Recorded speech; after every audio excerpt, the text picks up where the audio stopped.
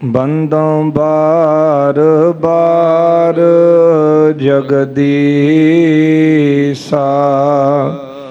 ਤਹਰੋਂ ਤਰਾ ਪਰ ਪੁੰਨ ਪੁੰਨ ਸੀਸਾ। ਵਾਹਿਗੁਰੂ ਪੁੰਨ ਪੁੰਨ ਸੀਸਾ। ਬੰਦੋਂ ਬਾਰ ਬਾਰ ਜਗਦੀਸਾ, ਜਿਸ ਮਹਿ ਅੰਮ੍ਰਿਤ ਗਿਆਨ ਹੈ ਮਾਨਕ ਭਗਤ ਬੈਰਾਗ। ਸ਼੍ਰੀ ਗੁਰੂ ਗ੍ਰੰਥ ਸਾਹਿਬ ਉਦਦ ਬੰਦੋ ਕਰ ਅਨੁਰਾਗ। ਸ਼੍ਰੀ ਗੁਰ ਸ਼ਬਦ ਕਮਾਏ ਜਿਨ, ਜੀਤੇ ਪੰਚ ਬਿਕਾਰ। ਤਿਨ ਸੰਤਨ ਕਉ ਬੰਦਨਾ, ਸਿਰ ਚਰਨਨ ਪਰ ਧਾਰ। ਏਕੰਕਾਰ ਸਤਿਗੁਰੂ ਤੇਹ ਪ੍ਰਸਾਦ ਸਚ ਹੋਏ। ਵਾਹਿਗੁਰੂ ਜੀ ਕੀ ਫਤਿਹ ਹੈ, ਬਿਘਨ ਬਿਨਾਸਨ ਸੋਏ। ਏਕੰਕਾਰ ਸਤਿਗੁਰੂ ਤੇਹ ਪ੍ਰਸਾਦ ਸਚ ਹੋਏ। ਵਾਹਿਗੁਰੂ ਜੀ ਕੀ ਫਤਿਹ ਹੈ, ਬਿਘਨ ਬਿਨਾਸਨ ਸੋਏ। ਸਤਨਾਮ ਸ੍ਰੀ ਵਾਹਿਗੁਰੂ ਸਾਹਿਬ ਜੀ। ਦੋਹਰਾ। ਭਗਤ ਬਿਰਾਜਤ ਨਿਕਟ ਗੁਰ, ਦਰਸ਼ਨ ਤੇ ਸੁਖ ਪਾਏ। ਮਨਹੁ ਸ਼ਾਂਤ ਚਿਤ ਸ਼ਿਵ ਥਿਰਿਓ, ਬੀਚ ਮੁਲਨ ਸਮੁਦਾਏ। ਭਗਤ ਬਿਰਾਜਤ ਨਿਕਟ ਗੁਰ। ਵਾਹਿਗੁਰੂ ਜੀ ਕਾ ਖਾਲਸਾ, ਵਾਹਿਗੁਰੂ ਜੀ ਕੀ ਫਤਿਹ। ਜੁਗ ਜੁਗ ਅਟਲ ਚਵਰ ਛਤਰ ਤਖਤ ਜੀ ਦੇ ਮਾਲਕ, ਦਸਾਂ ਹੀ ਪਾਤਸ਼ਾਹੀਓਂ ਕੀ ਆਤਮਕ ਜੋਤ। ਧੰਨ ਧੰਨ ਸਾਹਿਬ ਸ਼੍ਰੀ ਗੁਰੂ ਗ੍ਰੰਥ ਸਾਹਿਬ ਮਹਾਰਾਜ ਸੱਚੇ ਪਾਤਸ਼ਾਹ ਜੀ ਦੀ ਪਾਵਨ ਪਵਿੱਤਰ ਹਜ਼ੂਰੀ ਅੰਦਰ ਗੁਰਦੁਆਰਾ ਮੰਜੀ ਸਾਹਿਬ ਦੀਵਾਨ ਹਾਲ ਵਿਖੇ ਦਿਨ ਦੇ ਚੌਥੇ ਪਹਿਰ ਦੇ ਸੁੰਦਰ ਦੀਵਾਨ ਚੱਲ ਰਹੇ ਹਨ। ਸਜੇ ਹੋਏ ਦੀਵਾਨਾਂ ਅੰਦਰ ਅਤੀ ਸਨਮਾਨਯੋਗ ਰਾਗੀ ਸਿੰਘਾਂ ਪਾਸੋਂ ਆਪ ਸੰਗਤਾਂ ਨੇ ਅੰਮ੍ਰਿਤਮਈ ਇਲਾਹੀ ਗੁਰਬਾਣੀ ਦਾ ਕੀਰਤਨ ਸਰਵਣ ਕੀਤਾ ਹੈ। ਸਾਧ ਸੰਗਤ, ਅੱਜ ਘੱਲੂਘਾਰਾ ਦਿਵਸ ਜੋ 6 ਜੂਨ ਸੰਨ 1984 ਦੇ ਵਿੱਚ ਸ਼੍ਰੀ ਅਕਾਲ ਤਖਤ ਸਾਹਿਬ ਸੱਚਖੰਡ ਸ਼੍ਰੀ ਹਰਿਮੰਦਰ ਸਾਹਿਬ ਦੀ ਮਾਨ ਮਰਿਆਦਾ ਨੂੰ ਬਰਕਰਾਰ ਰੱਖਦਿਆਂ ਅਨੇਕਾਂ ਹੀ ਸਿੰਘਾਂ ਨੇ ਸ਼ਹਾਦਤਾਂ ਪ੍ਰਾਪਤ ਕੀਤੀਆਂ। ਉਹਨਾਂ ਦਾ ਸ਼ਹਾਦਤ ਵਾਲਾ ਦਿਨ ਪੂਰਾ ਸਿੱਖ ਜਗਤ ਬੜੀ ਸ਼ਰਧਾ ਅਤੇ ਭਾਵਨਾ ਸਹਿਤ ਮਨਾ ਰਿਹਾ ਹੈ। ਉਸ ਦੇ ਸੰਬੰਧ ਵਿੱਚ ਆਪ ਸੰਗਤਾਂ ਨੇ ਦਿਨ ਦੇ ਦੀਵਾਨਾਂ ਦੇ ਵਿੱਚ ਕਥਾ ਵਿਚਾਰਾਂ ਸਰਵਣ ਕੀਤੀਆਂ ਹਨ। ਬਸ ਇਹ ਮਨ ਦੇ ਵਿੱਚ ਖਿਆਲ ਹੀ ਪਾਏ ਗਏ ਕਿ ਜੇ ਸੰਤ ਬਾਬਾ ਜਰਨੈਲ ਸਿੰਘ ਇੱਥੇ ਨਾ ਹੁੰਦੇ ਤੇ ਇਹ ਹਰਿਮੰਦਰ ਸਾਹਿਬ ਦੇ ਉੱਤੇ ਫੌਜਾਂ ਚੜ੍ਹ ਕੇ ਨਾ ਆਉਂਦੀਆਂ। ਪਰ ਤਵਾਰੀਖ ਗਵਾਹ ਹੈ ਕਿ ਜਦੋਂ ਦਾ ਸ਼੍ਰੀ ਹਰਿਮੰਦਰ ਸਾਹਿਬ ਦਾ ਨੀਂਹ ਪੱਥਰ ਰੱਖਿਆ, ਸਿੱਖਾਂ ਦਾ ਕੇਂਦਰੀ ਅਸਥਾਨ ਕਾਇਮ ਹੋਇਆ, ਉਦੋਂ ਦੀਆਂ ਹੀ ਹਕੂਮਤਾਂ ਹਰਿਮੰਦਰ ਸਾਹਿਬ ਉੱਪਰ ਸ਼੍ਰੀ ਅਕਾਲ ਤਖਤ ਸਾਹਿਬ ਉੱਪਰ ਫੌਜਾਂ ਚੜ੍ਹਾ ਕੇ ਭੇਜਦੀਆਂ ਰਹੀਆਂ। ਸੰਨ ਜੂਨ 1984 ਦੇ ਵਿੱਚ ਇਹ ਤਕਰੀਬਨ ਜੇ ਆਪਾਂ ਤਵਾਰੀਖ ਦੇ ਪੰਨਿਆਂ ਨੂੰ ਪੜ੍ਹ ਕੇ ਦੇਖੀਏ 10ਵਾਂ ਜਾਂ 11ਵਾਂ ਹਮਲਾ ਬਣਦਾ ਹੈ ਜਿਹੜਾ ਸ਼੍ਰੀ ਹਰਿਮੰਦਰ ਸਾਹਿਬ ਦੇ ਉੱਪਰ ਹੋਇਆ। ਪਰ ਅਫਸੋਸ ਇਸ ਗੱਲ ਦਾ ਹੈ ਕਿ ਜਿਹੜੇ ਪਹਿਲੇ ਹਮਲੇ ਹੋਏ ਉਹ ਬਾਹਰੋਂ ਆਏ ਹਮਲਾਵਰਾਂ ਨੇ ਕੀਤੇ ਸਨ। ਇਹ ਹਮਲਾ ਭਾਰਤ ਦੀ ਹਕੂਮਤ ਵੱਲੋਂ 6 ਜੂਨ ਸੰਨ 1984 ਨੂੰ ਕੀਤਾ ਗਿਆ। ਜਿਹੜੇ ਪਾਏ ਹੋਏ ਜ਼ਖਮ ਸਿੱਖਾਂ ਦੇ ਹਿਰਦੇ ਵਿੱਚ ਹਲੇ ਵੀ ਅੱਲੇ ਹਨ। ਪਹਿਲਾ ਹਮਲਾ ਸ਼੍ਰੀ ਹਰਿਮੰਦਰ ਸਾਹਿਬ ਦੇ ਉੱਪਰ ਗੁਰੂ ਕਾਲ ਸਮੇਂ ਹੀ ਹੋਇਆ। ਗੁਰੂ ਅਰਜਨ ਦੇਵ ਸਾਹਿਬ ਸੱਚੇ ਪਾਤਸ਼ਾਹ ਜੀ ਦੇ ਸਮੇਂ ਸੋਲੀ ਖਾਂ ਸੁਲੱਭੀ ਖਾਂ ਵੱਲੋਂ ਫੌਜਾਂ ਚਾੜ ਕੇ ਲਿਆਂਦੀਆਂ ਗਈਆਂ। ਗੁਰੂ ਹਰਗੋਬਿੰਦ ਸਾਹਿਬ ਜੀ ਦੇ ਸਮੇਂ ਸ਼ਾਹਜਹਾਨ ਦੀ ਹਕੂਮਤ ਵੇਲੇ ਮੁਗਲਸ ਖਾਂ ਵੱਲੋਂ 7000 ਫੌਜ ਜਿਹੜੀ ਸੀ ਉਹ ਅੰਮ੍ਰਿਤਸਰ ਤੇ ਚੜ੍ਹ ਕੇ ਆਈ। ਭਾਈ ਮਨੀ ਸਿੰਘ ਜੀ ਵੇਲੇ ਵੀ ਸ਼੍ਰੀ ਹਰਿਮੰਦਰ ਸਾਹਿਬ ਤੇ ਫੌਜਾਂ ਚੜ੍ਹ ਕੇ ਆਈਆਂ। ਮੱਸਾ ਰੰਗੜ ਸ਼੍ਰੀ ਹਰਿਮੰਦਰ ਸਾਹਿਬ ਦੇ ਅੰਦਰ ਬੈਠ ਕੇ ਨਾਚੀਆਂ ਦਾ ਨਾਚ ਕਰਾਉਂਦਾ ਸੀ। ਸਿੱਖਾਂ ਨੇ ਨਾ ਬਰਦਾਸ਼ਤ ਕੀਤਾ। ਬੀਕਾਨੇਰ ਦੀ ਧਰਤੀ ਤੋਂ ਆ ਕੇ ਭਾਈ ਸੁੱਖਾ ਸਿੰਘ ਤੇ ਮਹਿਤਾਬ ਸਿੰਘ ਜੀ ਨੇ ਮੱਸੇ ਰੰਗੜ ਦਾ ਸਿਰ ਉਤਾਰਿਆ।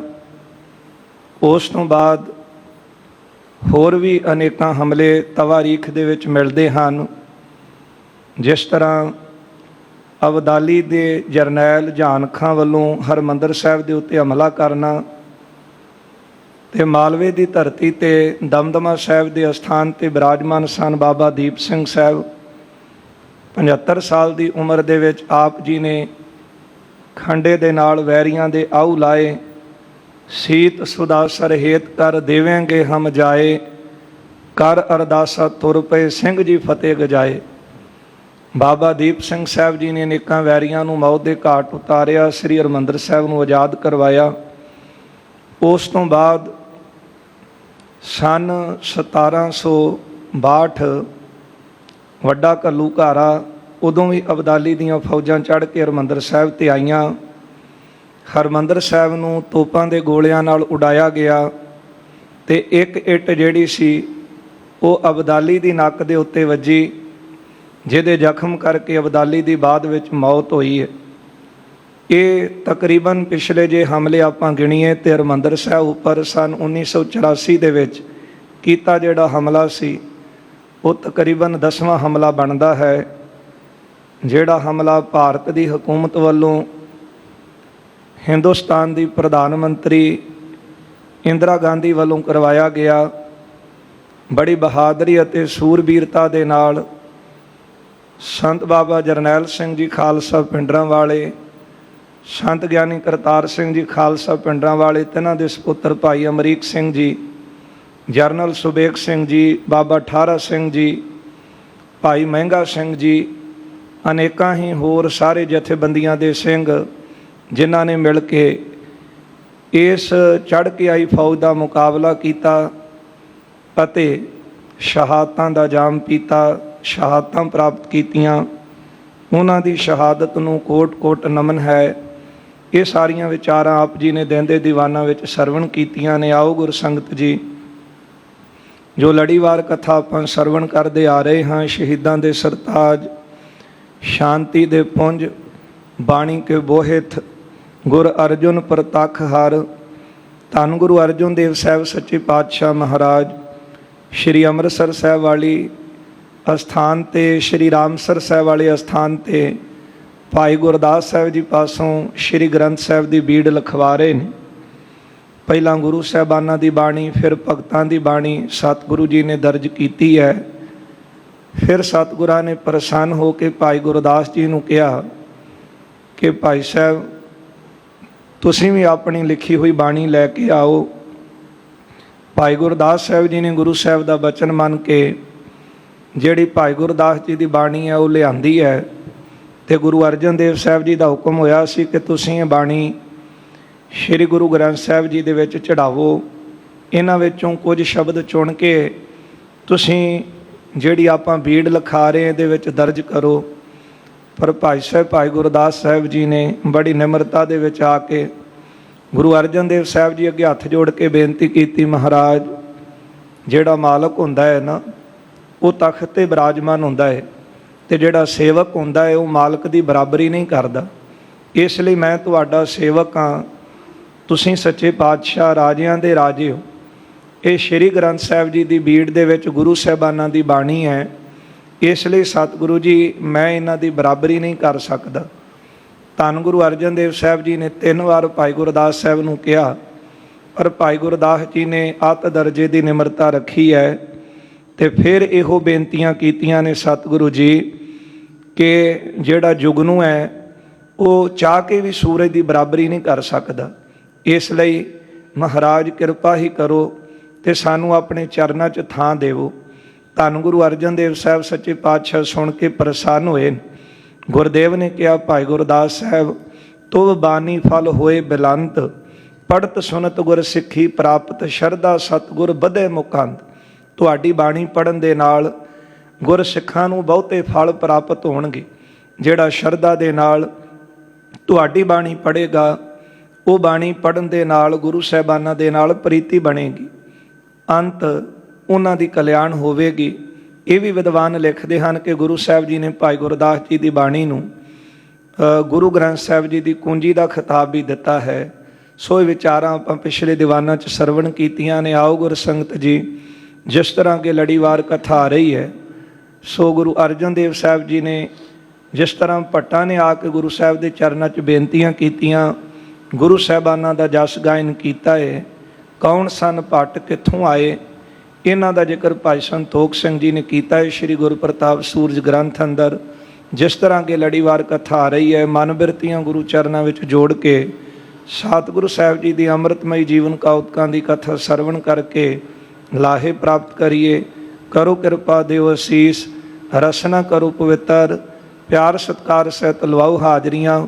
ਉਚਾਰਨ ਕਰੋ ਜੀ ਸਤਨਾਮ ਸ਼੍ਰੀ ਵਾਹਿਗੁਰੂ ਸਾਹਿਬ ਜੀ, ਸਤਨਾਮ ਸ਼੍ਰੀ ਵਾਹਿਗੁਰੂ ਸਾਹਿਬ ਜੀ। ਦੋਹਰਾ ਭਗਤ ਬਿਰਾਜਤ ਨਿਕਟ ਗੁਰ, ਦਰਸ਼ਨ ਤੇ ਸੁਖ ਪਾਏ। ਸਤਿਗੁਰੂ ਗੁਰੂ ਅਰਜਨ ਦੇਵ ਸਾਹਿਬ ਸੱਚੇ ਪਾਤਸ਼ਾਹ ਜੀ ਸ਼੍ਰੀ ਰਾਮਸਰ ਸਾਹਿਬ ਵਾਲੀ ਧਰਤੀ ਤੇ ਬਖਸ਼ਿਸ਼ਾਂ ਵਰਤਾ ਰਹੇ। ਗੁਰੂ ਸਾਹਿਬ ਜੀ ਦੇ ਕੋਲ ਨਿਤ ਰੋਜ਼ ਭਗਤ ਜਨ ਆਉਂਦੇ ਹਨ ਤੇ ਗੁਰੂ ਸਾਹਿਬ ਜੀ ਦੇ ਦਰਸ਼ਨ ਕਰਕੇ ਬਹੁਤਾ ਹੀ ਸੁਖ ਪ੍ਰਾਪਤ ਕਰਦੇ ਹਨ। ਮਨੋ ਸ਼ਾਂਤ ਚਿਤ ਸਿਵ ਰਹਿਓ, ਬੀਚ ਮੁਨਨ ਸਮੁਦਾਏ। ਕਵੀ ਜੀ ਇਕਾਂਗੀ ਇੱਥੇ ਪ੍ਰਮਾਣ ਦਿੰਦੇ ਨੇ ਕਿ ਮਾਨੋ ਕਿ ਸ਼ਿਵ ਬਿਰਾਜਮਾਨ ਹੋਣ ਆਪਣੇ ਸਿੰਘਾਸਨ ਤੇ, ਆਸ-ਪਾਸ ਜਿਹੜੇ ਭਗਤ ਬੈਠੇ ਨੇ ਇਹ ਮੁਨੀਆਂ ਦੀ ਤਰ੍ਹਾਂ ਨੇ ਤੇ ਗੁਰੂ ਸਾਹਿਬ ਜੀ ਵਿੱਚ ਉਹਨਾਂ ਦੇ ਬਿਰਾਜਮਾਨ ਨੇ, ਬਹੁਤੀ ਸ਼ੋਭਾ ਪਾ ਰਹੇ ਹਨ।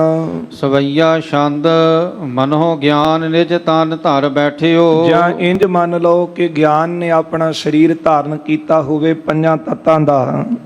ਸਤਿਗੁਣ ਨਿਕਟ ਭਗਤ ਇਸ ਭਾਏ। ਇਸ ਤਰ੍ਹਾਂ ਗੁਰੂ ਸਾਹਿਬ ਜੀ ਦੇ ਕੋਲ ਬੈਠੇ ਹੋਏ ਭਗਤ ਸ਼ੋਭਾ ਪਾ ਰਹੇ ਹਨ।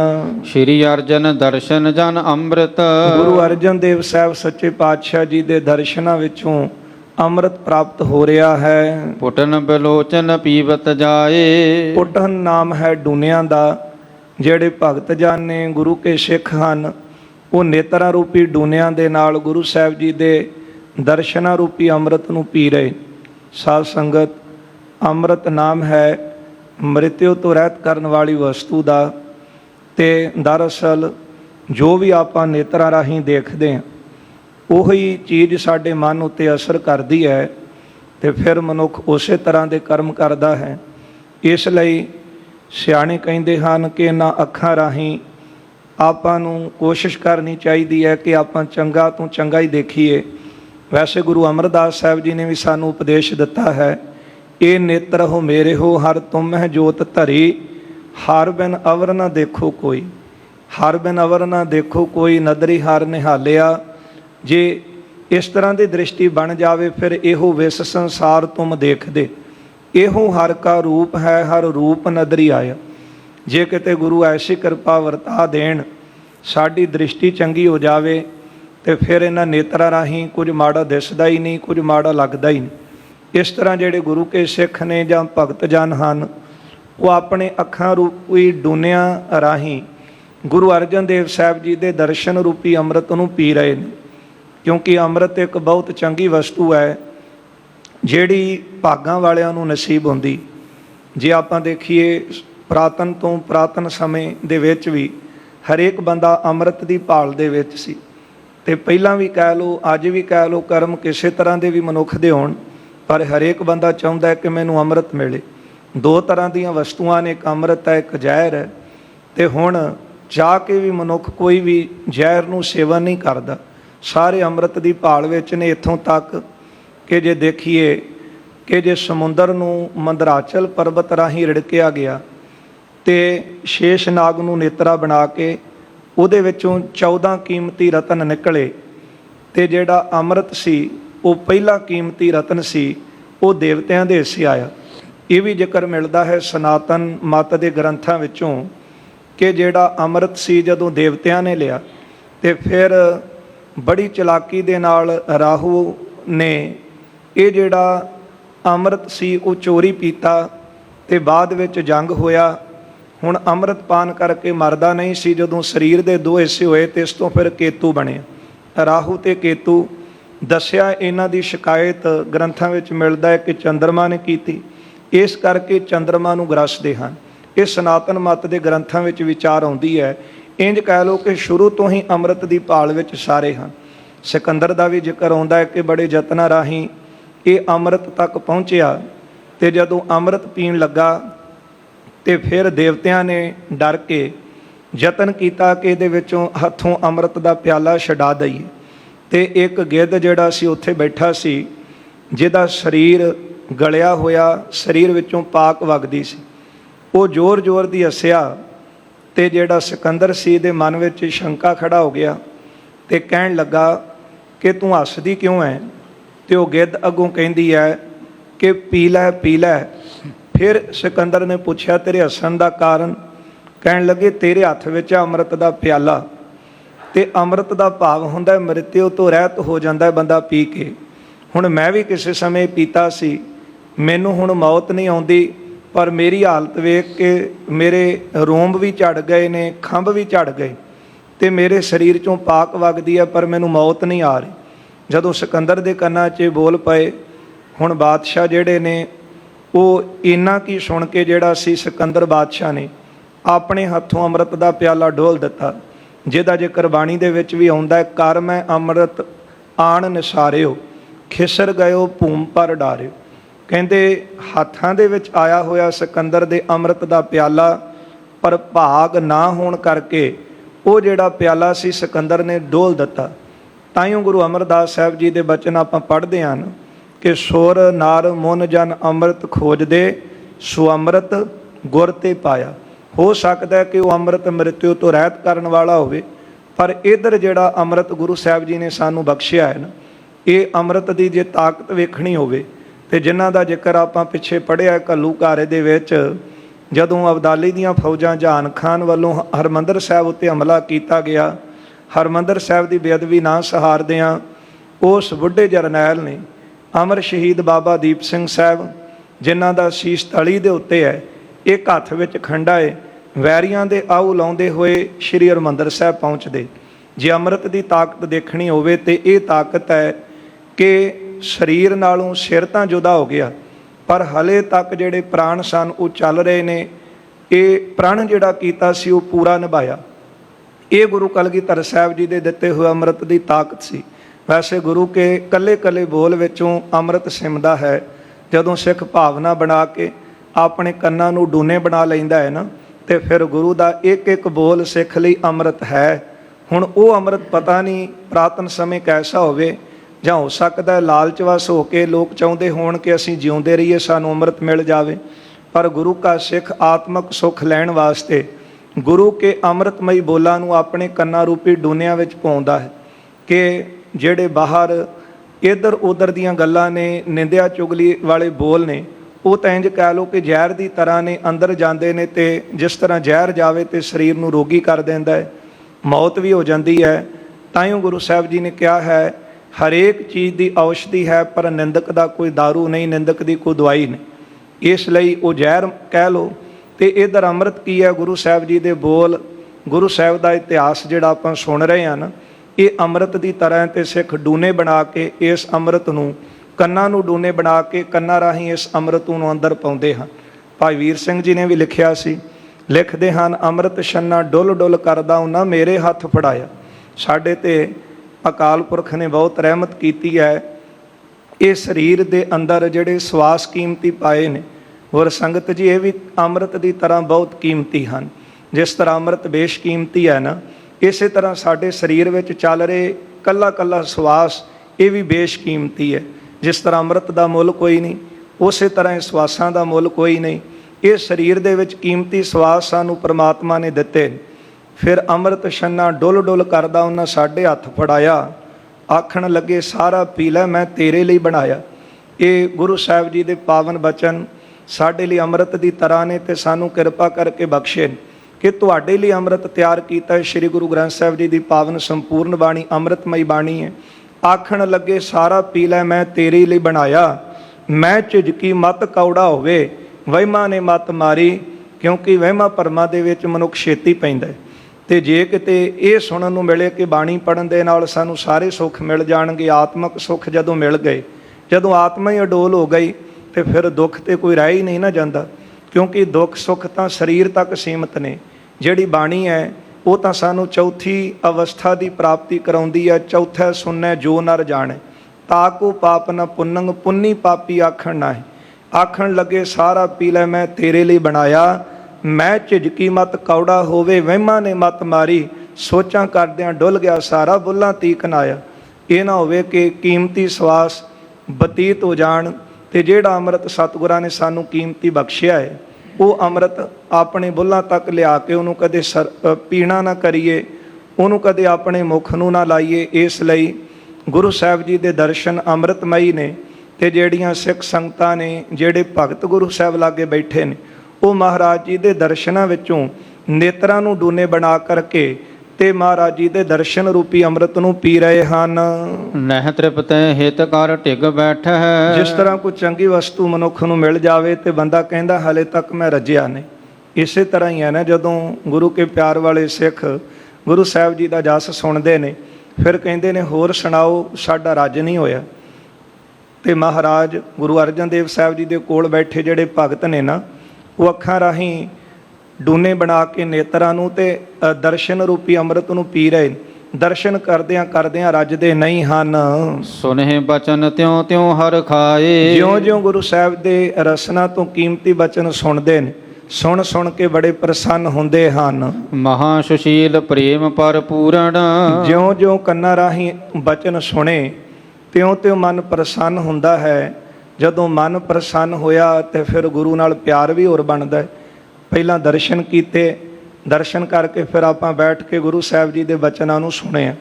ਪਹਿਲੀ ਗੱਲ, ਭਾਗਾਂ ਵਾਲਿਆਂ ਨੂੰ ਦਰਸ਼ਨ ਨਸੀਬ ਹੁੰਦੇ ਨੇ। ਵੱਡ ਭਾਗੀ ਹਰ ਦਰਸ਼ਨ ਪਾਵੇ, ਭਾਗਹੀਣ ਭ੍ਰਮ ਚੋਟਾਂ ਖਾਵੈ। ਬਿਨ ਭਾਗਾਂ ਸਤ ਸੰਗ ਨ ਲੱਭੈ, ਬਿਨ ਸੰਗਤ ਮੈਲ ਭਰੀਜੈ ਜੀ।